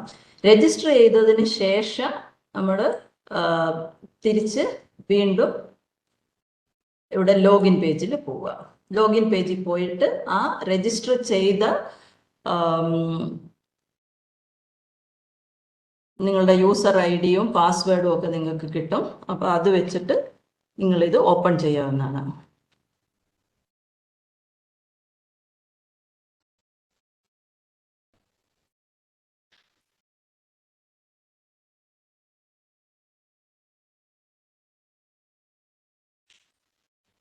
സോ നിങ്ങൾ ആദ്യം ഫസ്റ്റ് ന്യൂ യൂസർ ആയിട്ടുള്ള ഒരു രജിസ്ട്രേഷൻ ചെയ്യുക. അതിനുശേഷം നിങ്ങൾക്ക് ലോഗിനും പാസ്വേഡും ഒക്കെ വരും. ആ ലോഗിനും പാസ്വേഡും വെച്ച് പിന്നെ ലോഗിൻ ചെയ്ത് കഴിയുമ്പോൾ ഈ ഒരു ആപ്ലിക്കേഷനുള്ള MIS പോർട്ടൽ എന്ന് പറയും. ഇതിൽ ഒരു 2-3 സ്റ്റെപ്പ് കൊടുത്തിട്ടുണ്ട്. നിങ്ങൾ ഇതിനകത്ത് FPC ഇടത് സൈഡിൽ നോക്കിയാൽ കാണാം. ഫസ്റ്റ് അതിന്റെ ഗൈഡ് ലൈൻസ്, ഇൻസ്ട്രക്ഷൻസ് ഒക്കെ കൊടുത്തിട്ടുണ്ട്. അതിനുശേഷം FPCs ആപ്ലിക്കേഷൻ കൊടുക്കും. അത് നിങ്ങൾ ഫാർമർ പ്രൊഡ്യൂസർ കമ്പനിക്കുള്ള ആപ്ലിക്കേഷൻസ്. അപ്പോൾ നിങ്ങളുടെ ഫാർമർ പ്രൊഡ്യൂസർ കമ്പനിയെ കുറിച്ചുള്ള ഡീറ്റെയിൽസ് നിങ്ങൾ അപ്ലൈ ചെയ്യാൻ പോകുന്ന ഇത് ഫില്ല് ചെയ്ത് കഴിഞ്ഞാൽ നിങ്ങൾക്ക് ഡയറക്റ്റ് ആയിട്ട് ഈ പേജ് ഫില്ല് ചെയ്തതിന് ശേഷം നമുക്ക് അടുത്ത പേജിലോട്ട് പോകാനായിട്ട് പറ്റത്തുള്ളൂ. അവിടെ പോയി നിങ്ങളുടെ ആ പ്രോജക്റ്റ് DPR എല്ലാം അപ്ലോഡ് ചെയ്ത് കഴിഞ്ഞാൽ നിങ്ങൾക്ക് ഫൈനലി സക്സസ്ഫുൾ ആയിട്ട് ആപ്ലിക്കേഷൻ സബ്മിറ്റ് ചെയ്യാം. ആപ്ലിക്കേഷൻ സബ്മിറ്റ് ചെയ്തതിന് ശേഷം അതിനോട് ഇവാലുവേഷൻ ഡിസ്ട്രിക്ട് ലെവലിലും അതേപോലെ സ്റ്റേറ്റ് ലെവലിലും അവർ ഫോർവേഡ് ചെയ്തതിന് ശേഷം ഫൈനലായിട്ട് പ്രോജക്റ്റ് എക്സിക്യൂട്ടീവ് കമ്മിറ്റി നാഷണൽ ലെവലിൽ വരും. അതിനുശേഷം ആ പ്രോജക്റ്റ് അപ്രൂവ് ആയി നിങ്ങൾക്ക് വരുന്നതായിരിക്കും. അവിടെ നിങ്ങൾക്ക് നിങ്ങളുടെ ബാങ്ക് നിങ്ങൾക്ക് സെലക്ട് ചെയ്യാം. സോ ഇതാണ് ഒരു ബ്രീഫായിട്ട് ഈ നമ്മുടെ prime minister's formalisation of micro food processing എന്റർപ്രൈസസിനെ കുറിച്ചുള്ള ഒരു വിശദീകരണം. സോ ഇനി നിങ്ങളുടെ ക്വസ്റ്റ്യൻ ആൻസറുകൾ എന്തെങ്കിലും ഡൗട്ട്സ് ഉണ്ടെങ്കിൽ ക്ലിയർ ചെയ്യാവുന്നതാണ്.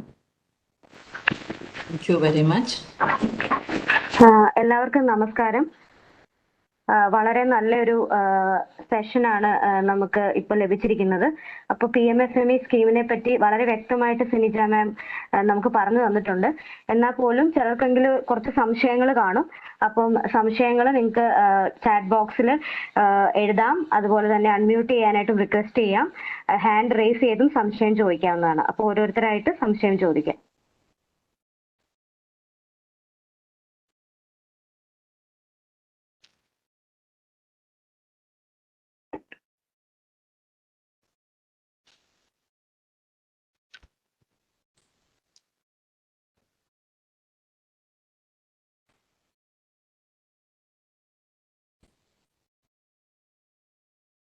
Yes, sir. Please ask your question. Madam, ഞാൻ കുറച്ച് ലേറ്റ് ആയിട്ടാണ് ചോദിച്ചത്. അപ്പൊ ഈ നമ്മുടെ ഈ സ്കീം കൊണ്ട് എന്താണ് ഉദ്ദേശിക്കുന്നത്, എന്താണ് ബെനിഫിറ്റ്സ് എന്ന് ജസ്റ്റ് ഒന്ന് ബ്രീഫ് ആയിട്ടൊന്ന് പറയാമോ? വേറെ ആൾക്കാരുണ്ട്. ഓക്കെ, അതായത് ചെറുകിട സംരംഭകരെ, നമ്മുടെ ഭക്ഷ്യ സംസ്കരണ മേഖലയിലുള്ള ചെറുകിട സംരംഭകരെ ഈ ഇതിന്റെ മുഖ്യധാരയിലോട്ട് കൊണ്ടുവരിക എന്നുള്ളതാണ് നമ്മുടെ ഈ ഇതിന്റെ മെയിൻ ആയിട്ടുള്ള ഉദ്ദേശം. അതിനു വേണ്ടിയിട്ട് സെൻട്രൽ ഗവൺമെന്റും സ്റ്റേറ്റ് ഗവൺമെന്റും കൂടെ സംയുക്തമായിട്ട് നടപ്പാക്കുന്ന ഒരു സ്കീമാണ് നമ്മുടെ ഈ PMFME സ്കീം എന്ന് പറയുന്നത്.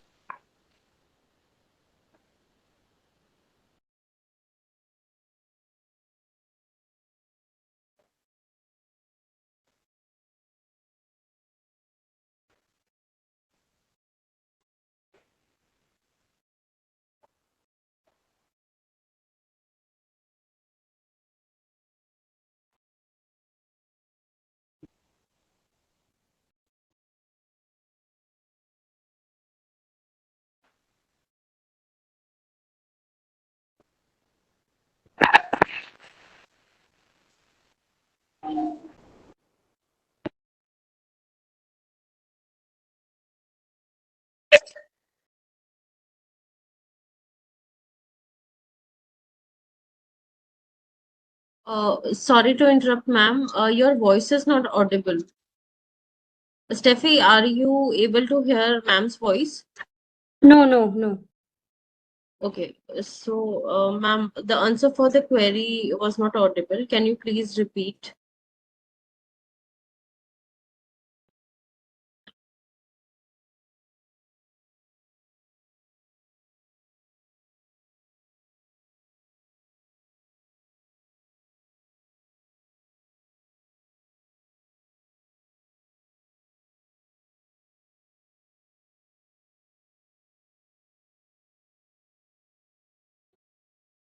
വേറെ എന്തെങ്കിലും സംശയം? Yes, it is audible now.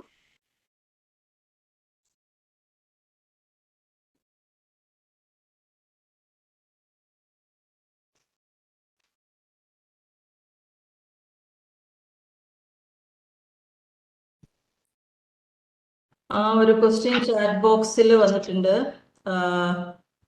Is there any guideline that FPOs having 3 years balance sheet is only eligible under this scheme? ഇല്ല, അങ്ങനെ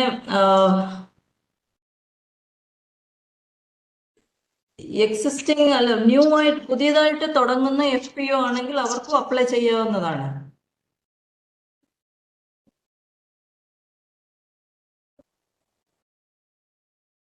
ഓൾറെഡി ഉള്ളവർക്കും അപ്ലൈ ചെയ്യാം, പുതിയതായിട്ട് സ്റ്റാർട്ട് ചെയ്യുന്ന FPOസിനും അപ്ലൈ ചെയ്യാം.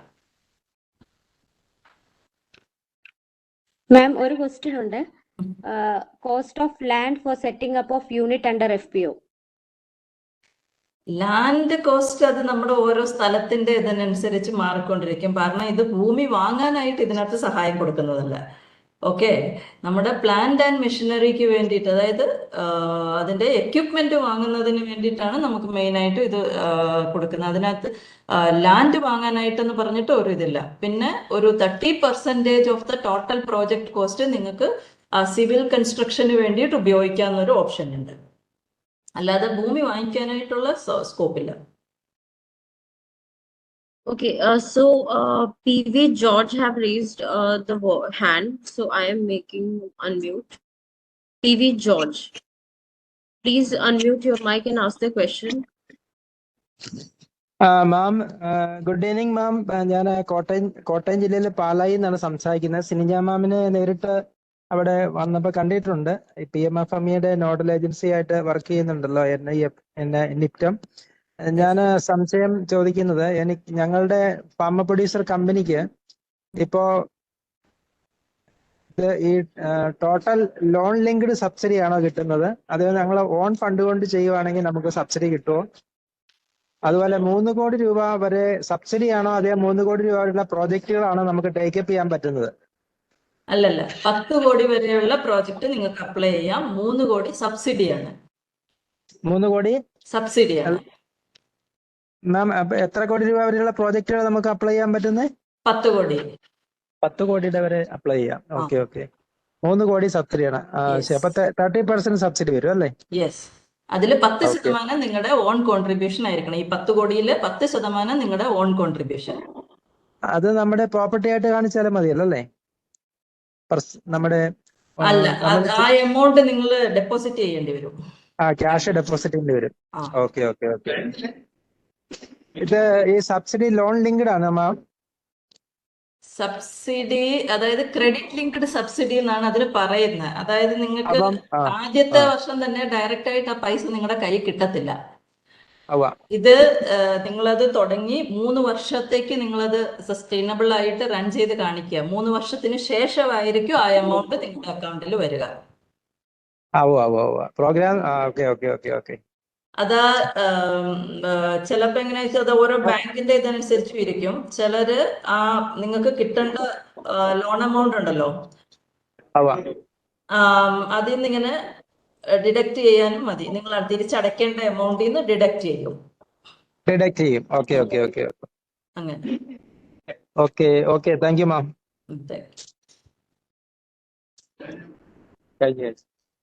Next we have a hand raised from Sudhir Kumar. Sudhir ji, please unmute your mic and ask your question.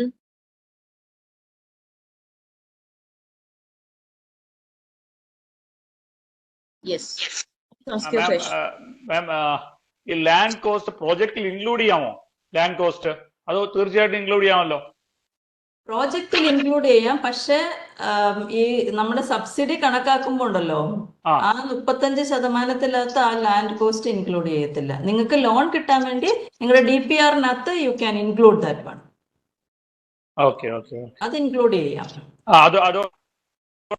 DPR ചെയ്യണം. DPR-ൽ നിങ്ങളുടെ total project cost കാണിക്കുമ്പോൾ നിങ്ങൾ അതും ഇൻക്ലൂഡ് ചെയ്ത് കാണിക്കാം. അപ്പൊ അത് ഇൻക്ലൂഡ് ചെയ്യുമ്പോഴാണോ ഈ 10 crore വരെയുള്ള പരിധി? ടോട്ടൽ പ്രോജക്ട് കോസ്റ്റിന്റെ അത് നിങ്ങൾക്ക് എങ്ങനെ സബ്സിഡി വേണം, ആ സബ്സിഡി എമൗണ്ട് എത്ര വേണം എന്നുള്ളതിനനുസരിച്ച് നിങ്ങൾ DPR അഡ്ജസ്റ്റ് ചെയ്യുക. അല്ല മാഡം, കേരളത്തിൽ ഈ ലാൻഡ് കോസ്റ്റ് നമ്മളിപ്പോ ഈ ഫാർമർ പ്രൊഡ്യൂസർ കമ്പനി എന്നുള്ള നിലയിൽ നമ്മൾ 1 ഏക്കർ സ്ഥലം നമ്മുടെ പ്രോജക്റ്റിന് വേണ്ടി നമ്മൾ അന്വേഷിക്കുമ്പോൾ ഈ ലീസിന് കിട്ടുന്ന സാധ്യതയില്ല. കാരണം അവർ ചോദിക്കുന്നത് ലാൻഡിന്റെ വിലയ്ക്ക് അതിന്റെ ഈ ഇതനുസരിച്ചിട്ടാണ് അവർ ചോദിക്കുന്നത്. അപ്പം ഏറ്റവും വലിയൊരു പ്രോബ്ലം ഇതാണ്, ലാൻഡ് കിട്ടുന്നതിനുള്ള പ്രയാസമുണ്ട്. ഈവൻ കിൻഫ്രൈ പോയാൽ പോലും കിൻഫ്രൈയിലും ഭയങ്കര റേറ്റ് ആണ് അവർ ചോദിക്കുന്നത്, ലാൻഡ് റേറ്റ്. അപ്പൊ നമുക്കൊരു എന്തായാലും ഒരു പ്രോജക്റ്റ് ചെയ്യുമ്പോൾ, ഒരു ഫാക്ടറി ചെയ്യുമ്പോൾ ഏറ്റവും കുറഞ്ഞ ലാൻഡ് കോസ്റ്റിൽ ചെയ്താലേ അത് നമുക്ക് ഫീസിബിൾ ആവുകയുള്ളല്ലോ. അതുകൊണ്ടാണ് ഞാൻ ഈ ചോദിച്ചത്. പിന്നെ രണ്ടാമത് നിങ്ങൾക്ക് ഇൻക്ലൂഡ് ചെയ്യാം. നിങ്ങൾ സബ്സിഡി കിട്ടുമ്പോൾ ഇപ്പൊ നിങ്ങൾക്ക് 3 കോടി സബ്സിഡി വേണമെന്നുണ്ടെങ്കിൽ നിങ്ങൾ ഇൻക്ലൂഡ് ചെയ്യുമ്പോൾ നിങ്ങളുടെ ആ സബ്സിഡിക്ക് ഏതൊക്കെ കമ്പോണന്റ് ആണോ എടുക്കുന്നത് ആ കമ്പോണന്റിൽ നിന്നും നിങ്ങൾക്ക് മാക്സിമം ഇത് വരുന്ന രീതിയിൽ നിങ്ങൾ പ്രപ്പോസ് ചെയ്യുക. അപ്പൊ ഈ 30% ഓഫ് സിവിൽ വർക്ക്സ് എന്ന് പറഞ്ഞിട്ടുണ്ടല്ലോ, അത് കൺസ്ട്രക്ഷന് വേണ്ടിയിട്ട്. അതുപോലെ നിങ്ങളുടെ കോൺട്രിബ്യൂഷൻ ആ 10%, സബ്സിഡി 35% കഴിഞ്ഞിട്ട് ബാക്കിയുള്ള എമൗണ്ട് ഇപ്പൊ നിങ്ങൾക്ക് തനിയെ റേസ് ചെയ്യാൻ പറ്റില്ലെങ്കിൽ നിങ്ങൾ അത് ടേം ലോൺ ആയിട്ട് ആ ബാങ്കിൽ നിന്ന് തന്നെ എടുക്കുമല്ലേ ചെയ്യുന്നത്. അതെ. അപ്പോൾ അതില് ബാക്കി കമ്പോണന്റിനുള്ള പൈസയെല്ലാം ആ ടേം ലോണിൽ നിങ്ങൾക്ക് അഡ്ജസ്റ്റ് ചെയ്യാം.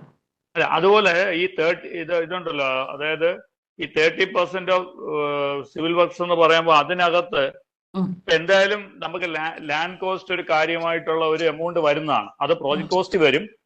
പക്ഷെ ആ സിവിൽ വർക്ക്സ് വരുമ്പോൾ അതിനകത്ത് അറേഞ്ച് ചെയ്യാനായിട്ട് നോക്കണം അല്ലേ, എന്നാലേ പറ്റുള്ളൂ. പിന്നെ ഒരു കാര്യം കൂടെ, ഈ മാർക്കറ്റിംഗ് ആൻഡ് ബ്രാൻഡിങ്ങിന് 50% ഗ്രാൻഡ് ഉണ്ടെന്ന് പറഞ്ഞല്ലോ, അതിലെ ട്രേഡ് നെയിം രജിസ്ട്രേഷൻ ഉണ്ടാവുമല്ലോ അല്ലേ? ഉണ്ട് ഉണ്ട് ഉണ്ട്. അതിന്റെ കമ്പോണൻസ് ഞാൻ പറഞ്ഞായിരുന്നു. നിങ്ങളുടെ ലോഗോയെ, ട്രേഡ് നെയിം, ട്രേഡ് മാർക്ക് രജിസ്ട്രേഷന്, അതെല്ലാം അതിനകത്ത് ഇൻക്ലൂഡഡ് ആണ്. ഓക്കെ ഓക്കെ ഓക്കെ ഓക്കെ, അത് മനസ്സിലായി. അതുപോലെ ഒരു സെക്കൻഡ് സാറേ, പിന്നെ ഇതിലുള്ള അതായത് നമ്മുടെ ഫാർമർ പ്രൊഡ്യൂസർ കമ്പനിയുടെ കീഴിൽ വരുന്ന FIGs ഉണ്ടല്ലോ, ഫാർമർ ഇൻട്രസ്റ്റ് ഗ്രൂപ്പുകൾ, ഫാർമർ ഇൻട്രസ്റ്റ് ഗ്രൂപ്പ്സ് ഉണ്ടല്ലോ, FIGs ഉണ്ടല്ലോ, അത് ശരിക്കും പറഞ്ഞാൽ സെൽഫ് ഹെൽപ്പ് ഗ്രൂപ്പായിട്ട് ഗവൺമെന്റ് റെക്കഗ്നേഷൻ കിട്ടാത്തതായിരിക്കും. കാരണം നമ്മളിപ്പോ ഫാർമർ പ്രൊഡ്യൂസർ കമ്പനി തുടങ്ങി, അതിനകത്ത് പല പല FIGs നമ്മൾ ചെയ്തിട്ടുണ്ട്. അവരെ ഈ SHG എന്നുള്ള ആ 40,000 രൂപ സീഡ് മണി കിട്ടുന്നതിനൊക്കെ സപ്പോർട്ട് കിട്ടുമോ? അവര് നമ്മുടെ സ്റ്റേറ്റ് ലെവൽ റൂറൽ ലൈവ്ലിഹുഡ് മിഷനിൽ രജിസ്റ്റർ ചെയ്തിട്ടുള്ളതാണോ സെൽഫ് ഹെൽപ്പ് ഗ്രൂപ്പ് എന്നുള്ള രീതിയിൽ? ആണെന്നുണ്ടെങ്കിൽ അവർക്ക് കിട്ടും. അപ്പൊ അവര് സ്വാഭാവികമായിട്ട് ഇപ്പൊ നമ്മൾ ഈ ഫാർമർ പ്രൊഡ്യൂസർ കമ്പനി തുടങ്ങുന്നതിന് മുന്നേ ഈ SHG സെൽഫ് ഹെൽപ്പ് ഗ്രൂപ്പുകൾ പലതും ഉണ്ടല്ലോ, ഓൾറെഡി ഉണ്ടല്ലോ. അപ്പൊ നിറയെ സെൽഫ് ഹെൽപ്പ് ഗ്രൂപ്പ് ഉണ്ട് സാർ. പക്ഷെ പ്രോബ്ലം എന്നാന്ന് വെച്ചാല് ഇവരാരും ഈ പ്രോപ്പർ ഇതില് SRLM എന്നുള്ള അതിൽ രജിസ്റ്റർ ചെയ്തിട്ടുണ്ടായിരിക്കത്തില്ല, അല്ലെ നാഷണൽ റൂറൽ ലൈവ്ലിഹുഡ് മിഷനോ. അതിലെങ്ങനെ അതിന്റെ പ്രൊസീജിയർ എവിടെ നമുക്ക് കിട്ടുന്നേ, എങ്ങനെ ചെയ്യിപ്പിക്കണോ?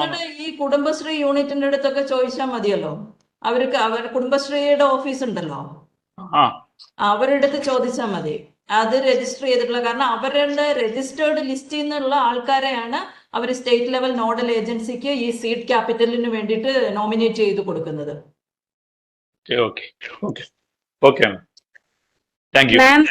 മാം, ചാറ്റ് ബോക്സിൽ റോയ് VSന്റെ ഒരു ക്വസ്റ്റ്യൻ ഉണ്ട്. Any special assistance for aspirational districts? അങ്ങനെ ഒരു സ്പെഷ്യൽ അസിസ്റ്റൻസ് ഈ സ്കീമിലില്ല.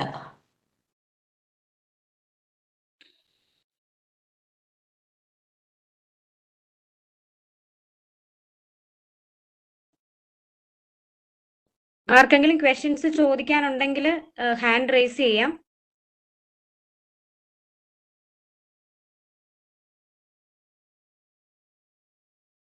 So, will Yani FPO have raised the hand? I would request.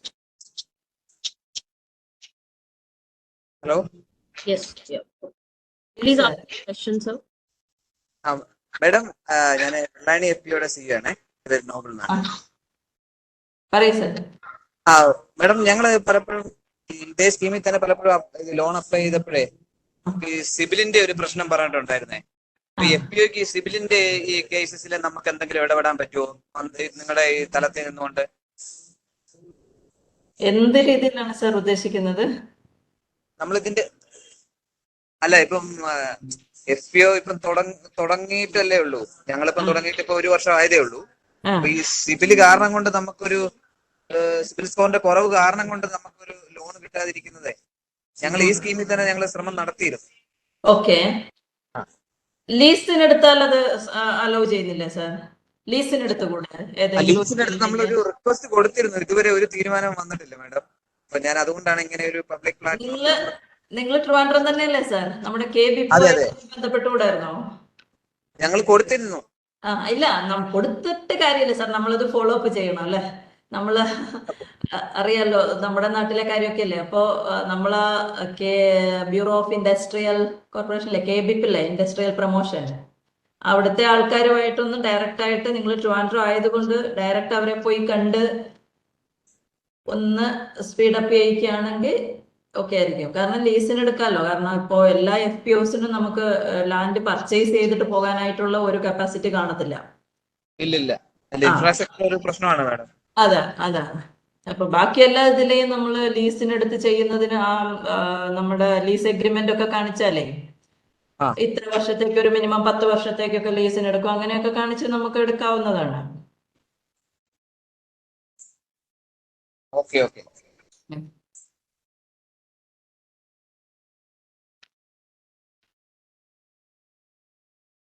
Next question we have from Vishal V. George.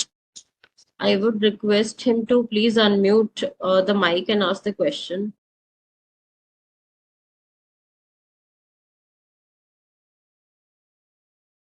Hello hello madam, എൻ്റെ പേര് വിശാൽ എന്നാണ്. ഞാൻ ഇവിടെ കട്ടപ്പനയിലെ മലയോര ഉണർ FPOയുടെ CEO ആണേ. ഓക്കെ. നമ്മൾ ഈ PMFME സ്കീമിൽ ഞങ്ങളൊരു ലോണിന് വേണ്ടി SBIനെ സമീപിച്ചായിരുന്നേ, കട്ടപ്പനയുള്ള തന്നെ. അപ്പോൾ നമ്മൾ സമീപിച്ചപ്പോൾ അവിടുത്തെ അവരൊരു ക്രൈറ്റീരിയ ആയിട്ട് പറഞ്ഞത്, ഇത് PMFMEയിൽ അപ്ലൈ ചെയ്യണേൽ 2 വർഷത്തെ ഓഡിറ്റ് ബാലൻസ് ഷീറ്റ് വേണം. അതിൽ 2 വർഷം നമ്മുടെ FPO പ്രോഫിറ്റിലായിരിക്കണം. പിന്നെ ഞങ്ങൾക്ക് 2 CR ഓരോ വർഷം ആനുവൽ ടേൺ ഓവർ വേണമെന്ന് പറഞ്ഞു. അപ്പൊ നമ്മൾ ഈ PMFME ആയിട്ട് ബന്ധപ്പെട്ടപ്പോൾ അവർ പറഞ്ഞായിരുന്നു ഈ 2 CR എന്നുള്ള ടേൺ ഓവറിന്റെ ആ ക്രൈറ്റീരിയ ഗവൺമെന്റ് എടുത്തു കളയാനുള്ള ഓർഡർ ആയിട്ടുണ്ടെന്ന് പറഞ്ഞു. പക്ഷെ നമ്മൾ അന്വേഷിച്ച് പറയാൻ കഴിഞ്ഞ ഗവൺമെന്റ് ഓർഡർ ആയിട്ടുണ്ടെങ്കിലും ഈ സാധനം അതിന്റെ പോർട്ടലിൽ നിന്ന് പോയിട്ടില്ലെന്നാണ്. അതിനെക്കുറിച്ച് എന്തെങ്കിലും ഒരു ക്ലാരിറ്റി തരാമോ? Meenakshi, is it so that 2 crores minimum turnover per year for the FPOs, that clause was already removed, no? Ma'am, as far as I know, I think this is already removed, but On the website it is not updated, it seems. Yes, in case of this, if they like, we'll confirm it at our end, and I request Vishalji, I think Steffi, you can convey that. He can write a mail or give us his number or mail ID so that we can reach out to him and will give the appropriate confirmation for his query, right? ഇതിന്റെ അമെൻമെന്റ്സ് already ആയിട്ടുണ്ട്, പക്ഷെ വെബ്സൈറ്റിൽ uploaded അല്ല. അപ്പം ഇതിനെ കുറിച്ച് detail ആയിട്ട് എന്തെങ്കിലും അറിയാനുണ്ടെങ്കിൽ വിശാൽജിയുടെ നമ്പർ ചാറ്റ് ബോക്സിൽ ഇട്ടാൽ മതി, ഞങ്ങൾ കോൺടാക്ട് ചെയ്യാം. Okay okay, thank you madam. Thank you. Next, we have any questions?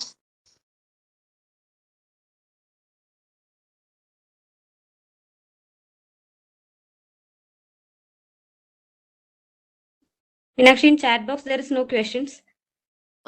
We have Ulas M. I request him to unmute the mic and ask the question. Yes, please. ഞങ്ങളുടെ pharma producer company 1 വർഷം ആവുന്നതേ ഉള്ളൂ. അപ്പൊ ഞങ്ങള് 17 farmer interest ഗ്രൂപ്പുകളുണ്ട്. ഈ 10 മുതൽ 20 വരെ അംഗങ്ങൾ അടങ്ങുന്ന അത് ഈ FPOയുടെ ഭാഗമാണ്. അതിലുള്ള മെമ്പേഴ്സ് ആണ് അതിലെ FIG ആയിട്ടുള്ളത്. അവര് സെപ്പറേറ്റ് എൻറ്റിറ്റി ആയിട്ട് ഞങ്ങളിപ്പോ ചെയ്തുകൊണ്ടിരിക്കുന്നത് ഓരോ FIGയും ചെറിയ ചെറിയ സ്കീമുകൾ ഏറ്റെടുത്ത് ചെയ്യാന്നുള്ള രീതിയിലാണ് ഉള്ള ആ ഒരു സ്ട്രാറ്റജിയിലാണ് ഞങ്ങൾ പോകുന്നത്. അവരെ ഓരോന്നും ഇൻഡിവിജ്വൽ ടീമായിട്ട് ഉൾപ്പെടുമോ, അതല്ല ഞങ്ങള് ഈ FPOയുടെ ഭാഗമായിട്ട് തന്നെയുള്ള ലെവൽ FPO വഴി മാത്രമേ ഞങ്ങൾക്ക് എന്തെങ്കിലും സ്കീം ലോണും കാര്യങ്ങൾ ചെയ്യാൻ പറ്റുമോ, അതല്ല ഈ ഓരോ ഗ്രൂപ്പിനും സെപ്പറേറ്റ് ആയിട്ട് വേണമെങ്കിൽ ചെയ്യാമോ? അതാണ് ഒരു ചോദ്യം. സർ, എനിക്ക് അറിയാവുന്നത് വെച്ചിട്ടുണ്ടെങ്കിൽ FPO ആസച്ചുള്ളി FPO വഴിയാണ് നിങ്ങൾക്ക് അപ്ലൈ ചെയ്യാൻ പറ്റത്തുള്ളൂ. FPOയ്ക്ക് അകത്തുള്ള ചെറിയ ഗ്രൂപ്പുകൾ എന്നുള്ളത് അത് അങ്ങനെ അപ്ലൈ ചെയ്യാൻ പറ്റില്ല. ഓക്കെ ഓക്കെ ഓക്കെ, അതെ, അങ്ങനെയാണ് ഞങ്ങളിപ്പോ ഒരു സ്കീമിന്റെ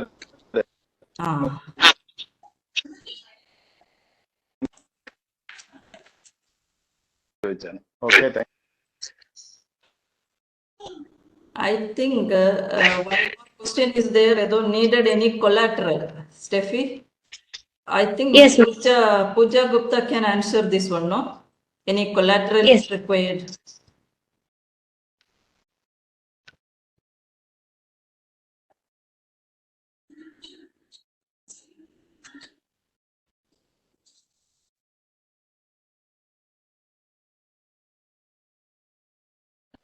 Hello, Pooja?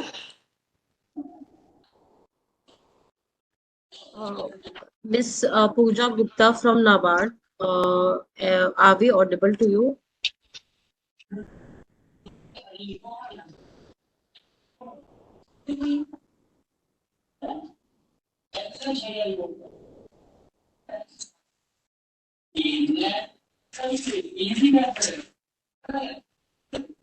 ആക്ച്വലി കൊലാട്രൽ ചില ബാങ്കുകൾ കൊലാട്രൽ ഉണ്ടല്ലേ കൊടുക്കുന്നുള്ളൂ. ഓക്കെ, PMFMEയുടെ ഗൈഡ് ലൈൻ അനുസരിച്ച് പറയുന്നുണ്ട് കൊലാട്രൽ ഒന്നും ആവശ്യമില്ല. പക്ഷെ മിക്കവാറും ബാങ്കുകൾ ലോൺ കൊടുക്കുന്നെങ്കിൽ കൊലാട്രൽ ഉണ്ടെങ്കിൽ മാത്രമേ കൊടുക്കുന്നുള്ളൂ. ഇപ്പോൾ തമിഴ്നാട്ടില് അങ്ങനെയാണ് നമ്മളുടെ ബെനിഫിഷ്യറീസ് കുറെ പേര് പറഞ്ഞത്. കുറെ പേര് ആ ഒരു ഇതിൽ സ്റ്റക്കായിട്ടുണ്ട്.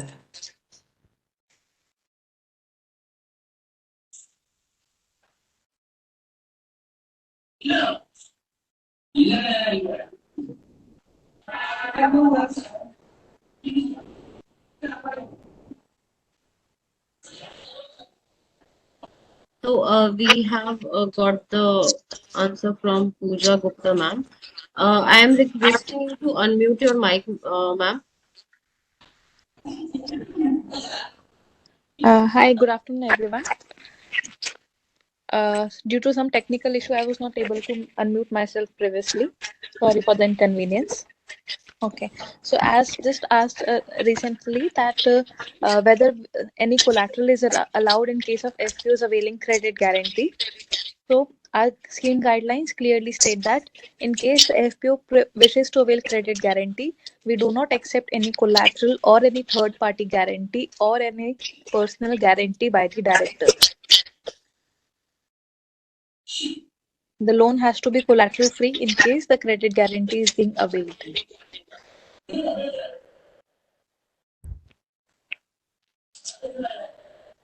ഗൈഡ് ലൈനിലുണ്ട് അങ്ങനെ, പക്ഷെ പല ബാങ്കുകാരും അതില്ലാതെ കൊടുക്കുന്നില്ല. Pooja actually it's there in the guideline, but many of the banks they are not giving it like that without collateral. Ma'am, in case the banks are not giving without collateral, it means they are not coming to NAP Sanrakshan for credit guarantee. Because recently from our clients, we got this complaint. They applied for this PMFME scheme, but because of this collateral, now they stopped at the bank level. They stopped it and couldn't proceed further like that. So did the FPO indicate they intended to apply for credit? Sorry? Was the FPO, did the FPO indicate the bank that they wish to apply for credit guarantee to NAP Sanrakshan? I didn't get your question. Ma'am, see, it is breaking. Voice is breaking in between. Okay, I was asking that did the FPO indicated to the bank that they wish to apply for credit guarantee scheme with NAP Sanrakshan? Yes, it is. They told very clearly this is under this scheme, all the guidelines, everything they have given. Okay. Ma'am, in that case, it would be bank's internal guideline because all the maybe. cases till now, what we have sanctioned, all of them are without collateral. With the bank's internal things, yeah, maybe. Yes. Which bank was that, ma'am?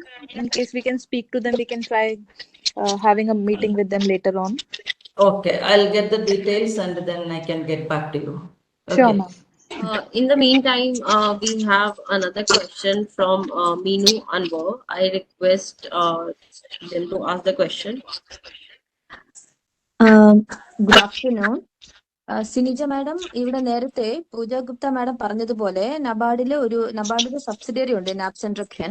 അപ്പം നാപ് സെൻട്രക്ഷനിൽ നമുക്ക് already തന്നെ credit guarantee facility avail ചെയ്യാനുള്ള ഒരു option ഉണ്ട്.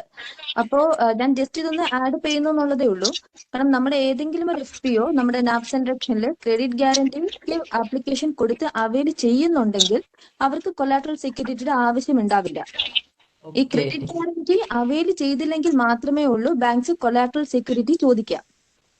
ഇപ്പം ഈ നാപ് സെൻട്രക്ഷനിൽ ഇപ്പൊ ഏത് ബാങ്കാണോ ഇവർക്ക് ലോൺ കൊടുക്കുന്നത് അവർക്ക് തന്നെ നാപ് സെൻട്രക്ഷനിലോട്ട് ഇവർക്ക് ഈ ആപ്ലിക്കേഷൻ ഫോർവേഡ് ചെയ്യാൻ പറ്റും. ഇവരുടെ കോർപ്പറേറ്റ് ഓഫീസ് വഴി നാപ് സെൻട്രക്ഷനിൽ ഇവർക്ക് ആപ്ലിക്കേഷൻ ഫോർവേഡ് ചെയ്യാൻ പറ്റും.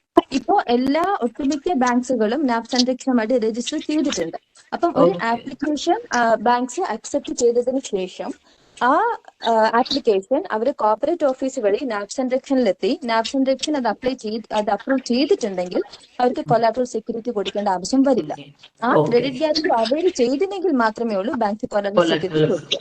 Okay, fine fine, thank you for the update.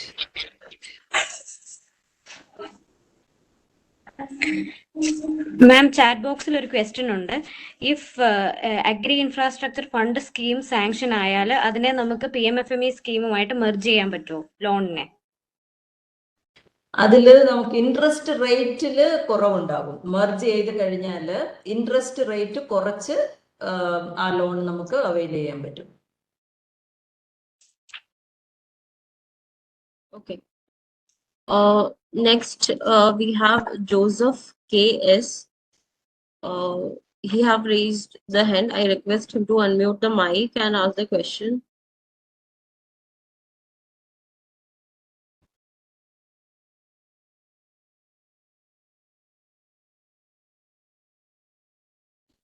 Joseph, yeah. So please ask the question, sir. Okay, madam, can you hear me? Yes, sir. Yeah. ഞാൻ ഇടുക്കി വയനാട് ജില്ലകളിലെ ഒരു പ്രശ്നമാണ് പറയുന്നത്. ഇവിടെ ഒന്ന് നിർമ്മാണ നിരോധനം ഒരു വലിയ പ്രശ്നമാണ്. എല്ലാ ബ്ലോക്കിലും ഓരോ FPO പ്രൊമോട്ട് ചെയ്യുന്നുമുണ്ട് നബാർഡിന്റെയും NCDCയുടെ അസിസ്റ്റൻസിൽ. അതൊരു പ്രശ്നം. ഈ കൊളാട്രലിനെ സംബന്ധിച്ച് നാപ് കിസാൻ വഴി ലോൺ എടുത്താൽ മറ്റ് സ്കീമുകളൊന്നും ലിങ്ക് ചെയ്യാൻ പറ്റില്ല എന്നുള്ളതാണ് ഞങ്ങൾക്ക് ലഭിച്ചിരിക്കുന്ന ഒരു ഇൻഫർമേഷൻ. ഞാൻ PDMA ഡെവലപ്മെന്റ് സൊസൈറ്റി CBBOയുടെ ഒരു കോർഡിനേറ്ററാണ്.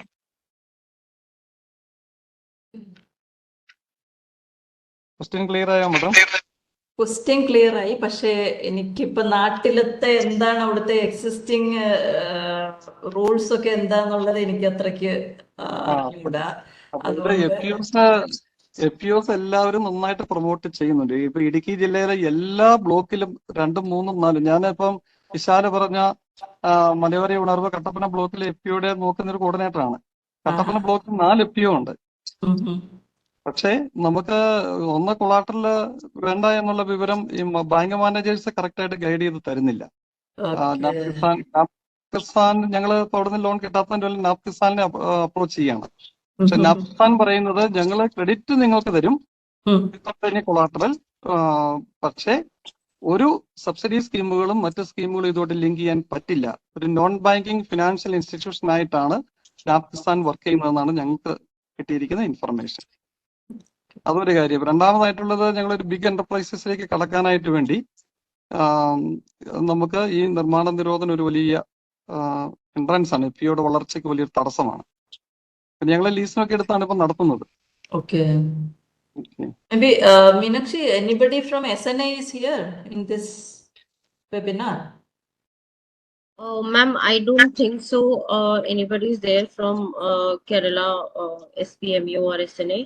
But if there is someone, can you please say yes in the chat box?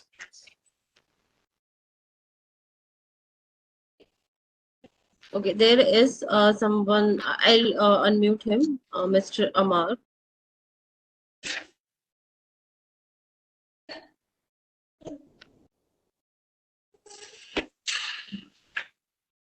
Yes.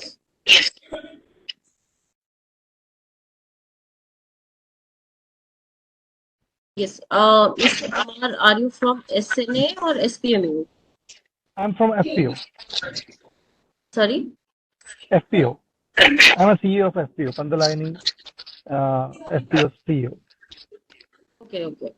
So you are not from State Nodal Agency or State Project Management Unit, Kerala, right? Yes, I'm in Kerala. Okay. Yes, I don't. State Nodal Agency, Kerala Bureau of Industrial Promotion. അവിടെ നിന്നുള്ള ആളാണോ sir? ഞാൻ FPO ആണ്. FPO അല്ല, അവർ ചോദിച്ചത് മറ്റേ ഈ നമ്മുടെ നോഡൽ ഏജൻസി ഉണ്ടല്ലോ, അവരാണോ? അല്ല, എനിക്ക് വോയിസ് ബ്രേക്ക് വരുന്നുണ്ട്, അതുകൊണ്ട് ക്ലാരിറ്റി ചെറിയ ഇഷ്യൂ ഉണ്ട്. Meenakshi, he is not from. I don't think so. I don't think so. There is someone from SNA or SPMU. probably in the next session or in any session in future, we'll for sure collaborate with them and coordinate with them to be present in these kind of sessions so that they can get better answer the queries of the participants. Mostly I am not aware about the current rules in Kerala, no? Like, that is the issue. For the last 12 years, I am here in Tamil Nadu only, okay?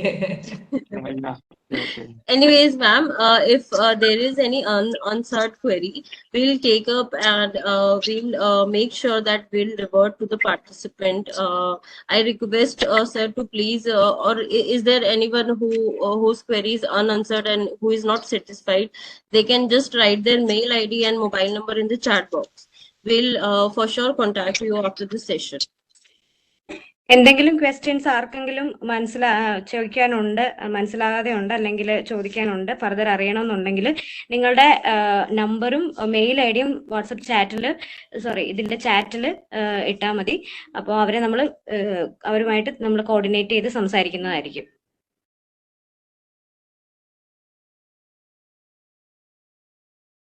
ഞാൻ ഒരു കാര്യം കൂടി പറഞ്ഞോട്ടെ എല്ലാവരുടെടുത്തും. നമ്മളുടെ ഒരു website ഉണ്ട്, നിഫ്റ്റം കുണ്ടലി, അതുപോലെ തന്നെ നിഫ്റ്റം തഞ്ചാവൂരിന്റെയും വെബ്സൈറ്റില് PMFME ഒരു പോർട്ടൽ ഉണ്ട്. ആ PMFME പോർട്ടലിൽ നമ്മൾ കുറേ പ്രോഡക്ട്സിന്റെ ഒരു 100-ൽ കൂടുതൽ പ്രോഡക്ട്സ് ഞങ്ങൾ തഞ്ചാവൂരിന്റെ വെബ്സൈറ്റിൽ തന്നെ ഉണ്ട്. അതുപോലെ തന്നെ അത്രയും പ്രോഡക്ട്സ് നിഫ്റ്റം കുണ്ടലിയുടെ വെബ്സൈറ്റിലും ഉണ്ട്. ആ ഓരോരോ പ്രോഡക്റ്റിന്റെയും പ്രോസസ്സിങ്ങിനെ പറ്റിയുള്ള വീഡിയോ, അതേപോലെ തന്നെ അതിന്റെ പ്രോസസ്സിങ്ങിനെ പറ്റിയുള്ള പവർ പോയിന്റ് പ്രസന്റേഷൻസ്, പാക്കേജിങ്ങിനെ പറ്റിയുള്ള പവർ പോയിന്റ് പ്രസന്റേഷന്, FSSAI റെഗുലേഷൻസ്, അതുപോലെ റീഡിംഗ് മെറ്റീരിയൽ, പിന്നെ ഇത് കൂടാതെ ഒരു മോഡൽ DPR. നിങ്ങൾക്ക് ആ മോഡൽ DPR ഈ എല്ലാ മെറ്റീരിയലും നിങ്ങൾക്ക് ഫ്രീ ആയിട്ട് ഡൗൺലോഡ് ചെയ്തെടുക്കാം. ഡൗൺലോഡ് ചെയ്ത് നിങ്ങൾക്കത് നിങ്ങളുടേതായ രീതിയിൽ കസ്റ്റമൈസ് ചെയ്ത് ഇപ്പൊ ബാങ്ക് ആപ്ലിക്കേഷൻ ഒക്കെ DPR ഒക്കെ പ്രിപ്പയർ ചെയ്യണമെങ്കിൽ അങ്ങനെ യൂസ് ചെയ്യാവുന്നതാണ്. എല്ലാം ഫ്രീ ഓഫ് കോസ്റ്റ് ആണ്. ഓരോരോ കാറ്റഗറിയിൽ fruits and vegetable, bakery, grains, spices, dairy, അങ്ങനെ ഓരോ കാറ്റഗറിയിൽ കുറെ പ്രോഡക്ട്സുകൾ അപ്ലോഡ് ചെയ്തിട്ടുണ്ട്. സോ ഇത് ചെയ്തുകൊണ്ടിരിക്കുന്നവർക്കും എന്തെങ്കിലും ചെയ്യാനായിട്ട് ആഗ്രഹമുള്ളവർക്കും സംരംഭങ്ങൾ തുടങ്ങാൻ ആഗ്രഹമുള്ളവരും ആ വെബ്സൈറ്റിന്റെ പ്രയോജനം മാക്സിമം യൂട്ടിലൈസ് ചെയ്യാവുന്നതാണ്. Okay, thank U. Meenakshi, can we wind up?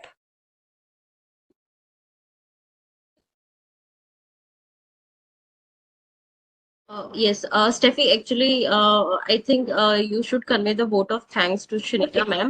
After that, we'll have 10 to 15 minute session with Pooja Gupta ma'am regarding this NABARD scheme. So, yes. So ഇന്നത്തെ ഈ സെഷൻ വളരെ നന്നായിട്ട് കൈകാര്യം ചെയ്ത സിനിജ മാമിന് പ്രത്യേകം നന്ദി പറയാണ്. മാം ഇപ്പോൾ നമ്മുടെ PMFME നിഫ്റ്റം തഞ്ചാവൂരിലെ കോർഡിനേറ്റർ ആയിട്ട് കൂടി വർക്ക് ചെയ്യുന്നുണ്ട്. മാമിന് ഇന്നൊരു മീറ്റിംഗ് ഉണ്ടായിരുന്നു.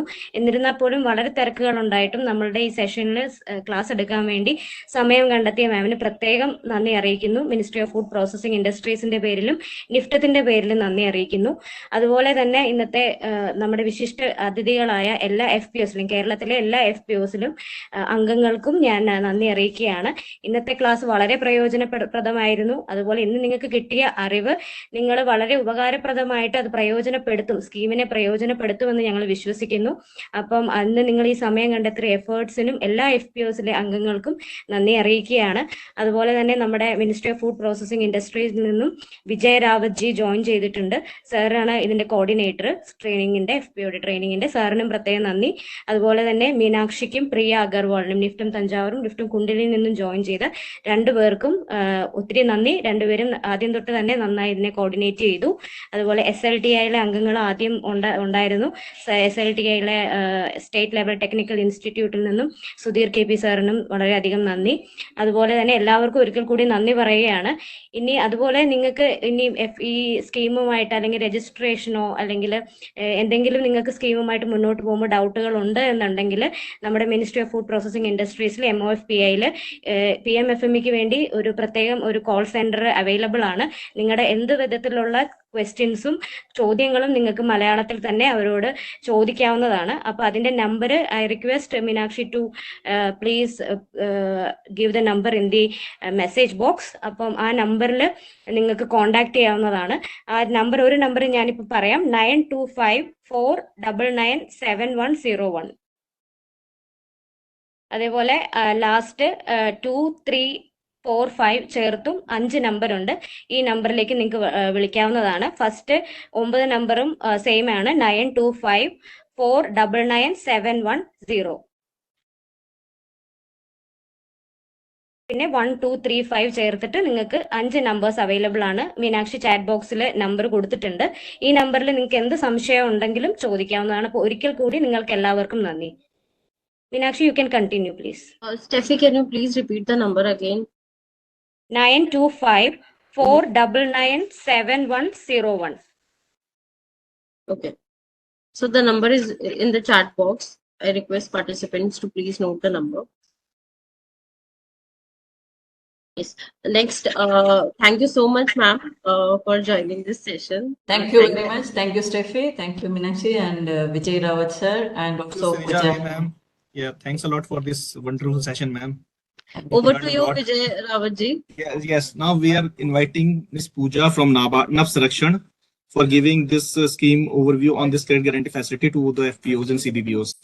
I am sharing the screen. Wait a minute. Yeah.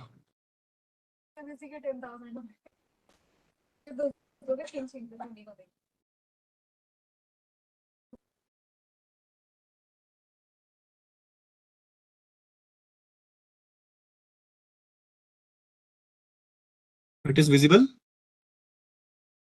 Not yet.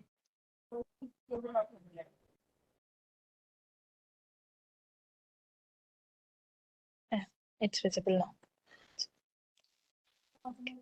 Yes, it is visible now. Yeah. Good afternoon, everyone. Myself, Pooja Gupta, Vice President, NAB Sanrakshan, Trustee Private Limited. So, NAB Sanrakshan is basically a wholly owned subsidiary of NABARD, which has been established to manage credit guarantee. Vijay, next slide, please. Yeah.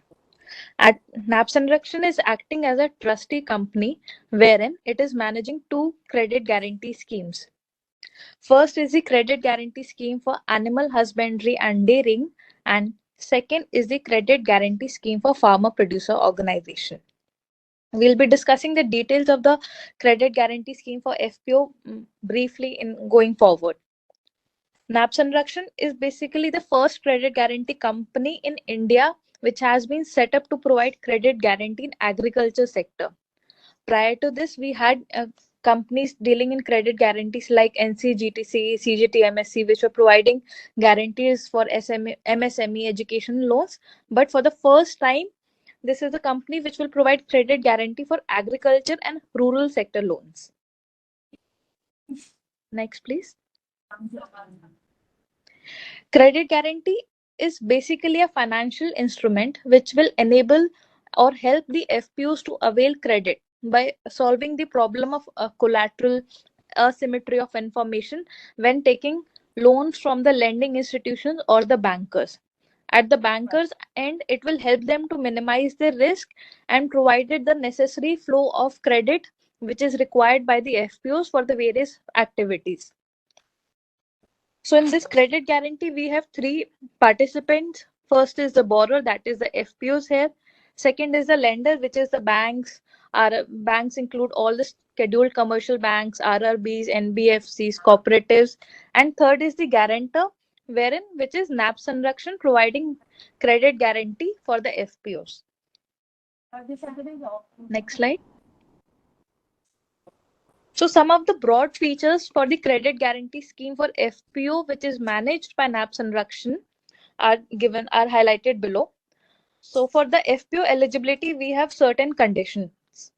First condition is that the FPO must be registered company, registered entity, either under Companies Act or the Cooperative Societies Act. Second condition that comes there is the membership size. So in case the FPOs are registered in plains, So the minimum membership required is 300. And in case the FPOs are registered in hilly areas or northeastern areas, the minimum membership is 100. The third condition required for credit guarantee is that the FPO must be engaged in agricultural activity. Next slide. The fourth condition which comes for availing credit guarantee is that the lending institution, that is the bank, must have sanctioned the loan without any collateral security or any third party guarantee, which includes the personal guarantee of board of directors or the governing body members. Fifth condition includes that the banker will assess the eligibility of the FPO for availing credit guarantee based on the lending assessment has been given by NABARD. Once all these conditions are satisfied, the FPO under this credit guarantee scheme can avail either term loan or working capital loan. At any point of time, an FPO can avail term loan and working capital loan simultaneously also till the maximum loan amount availed by the FPO is within 2 crore. Next slide.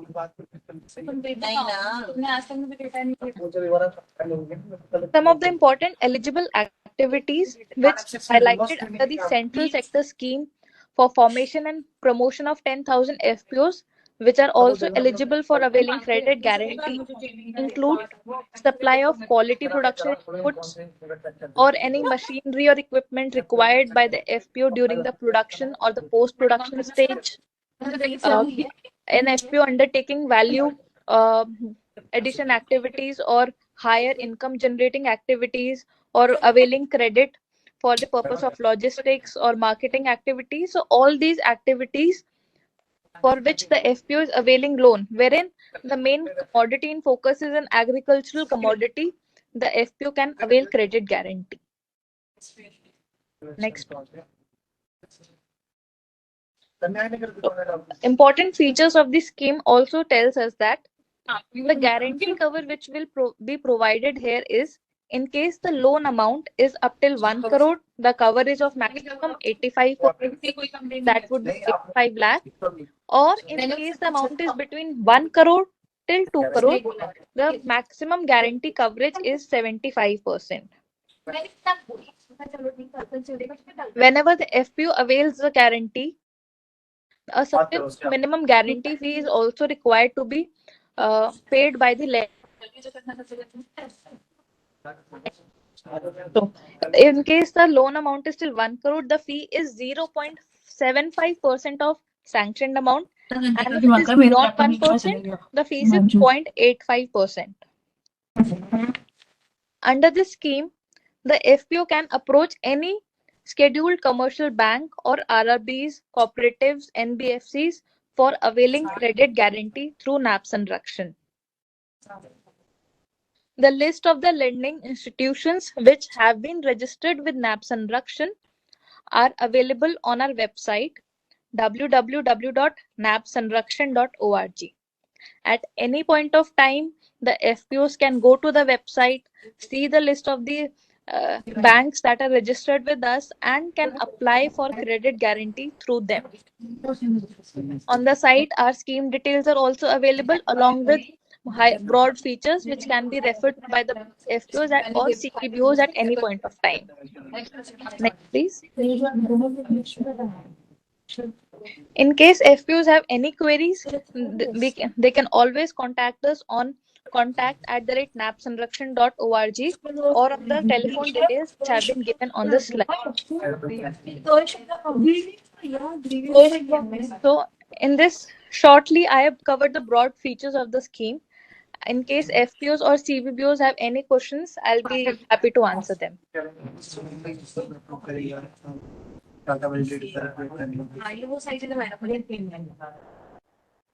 In case of any queries, please raise your hand or write your query in the chat box.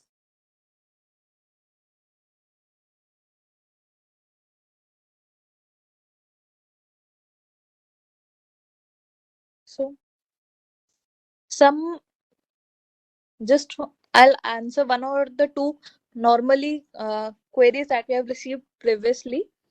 That in this case, FPOs, there is no minimum age criteria or minimum turnover criteria which is required for availing credit guarantee. Any FPO which was formed previously in 10 years back also can avail guarantee, and FPO which have been recently formed are also eligible for availing credit guarantee. We do not put any restriction in terms of the balance sheet, audited statement, or turnover.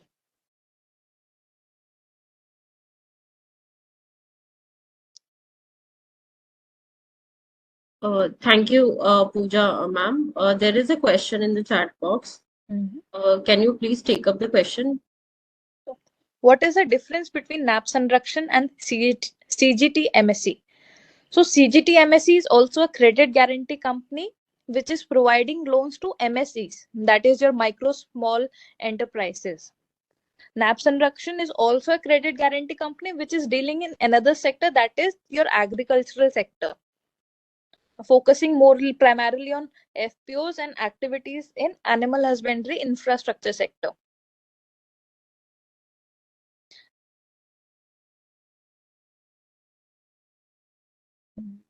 Thank you.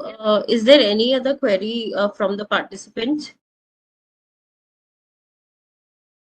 Please raise your hand or ask your question in the chat box. Anything you can do.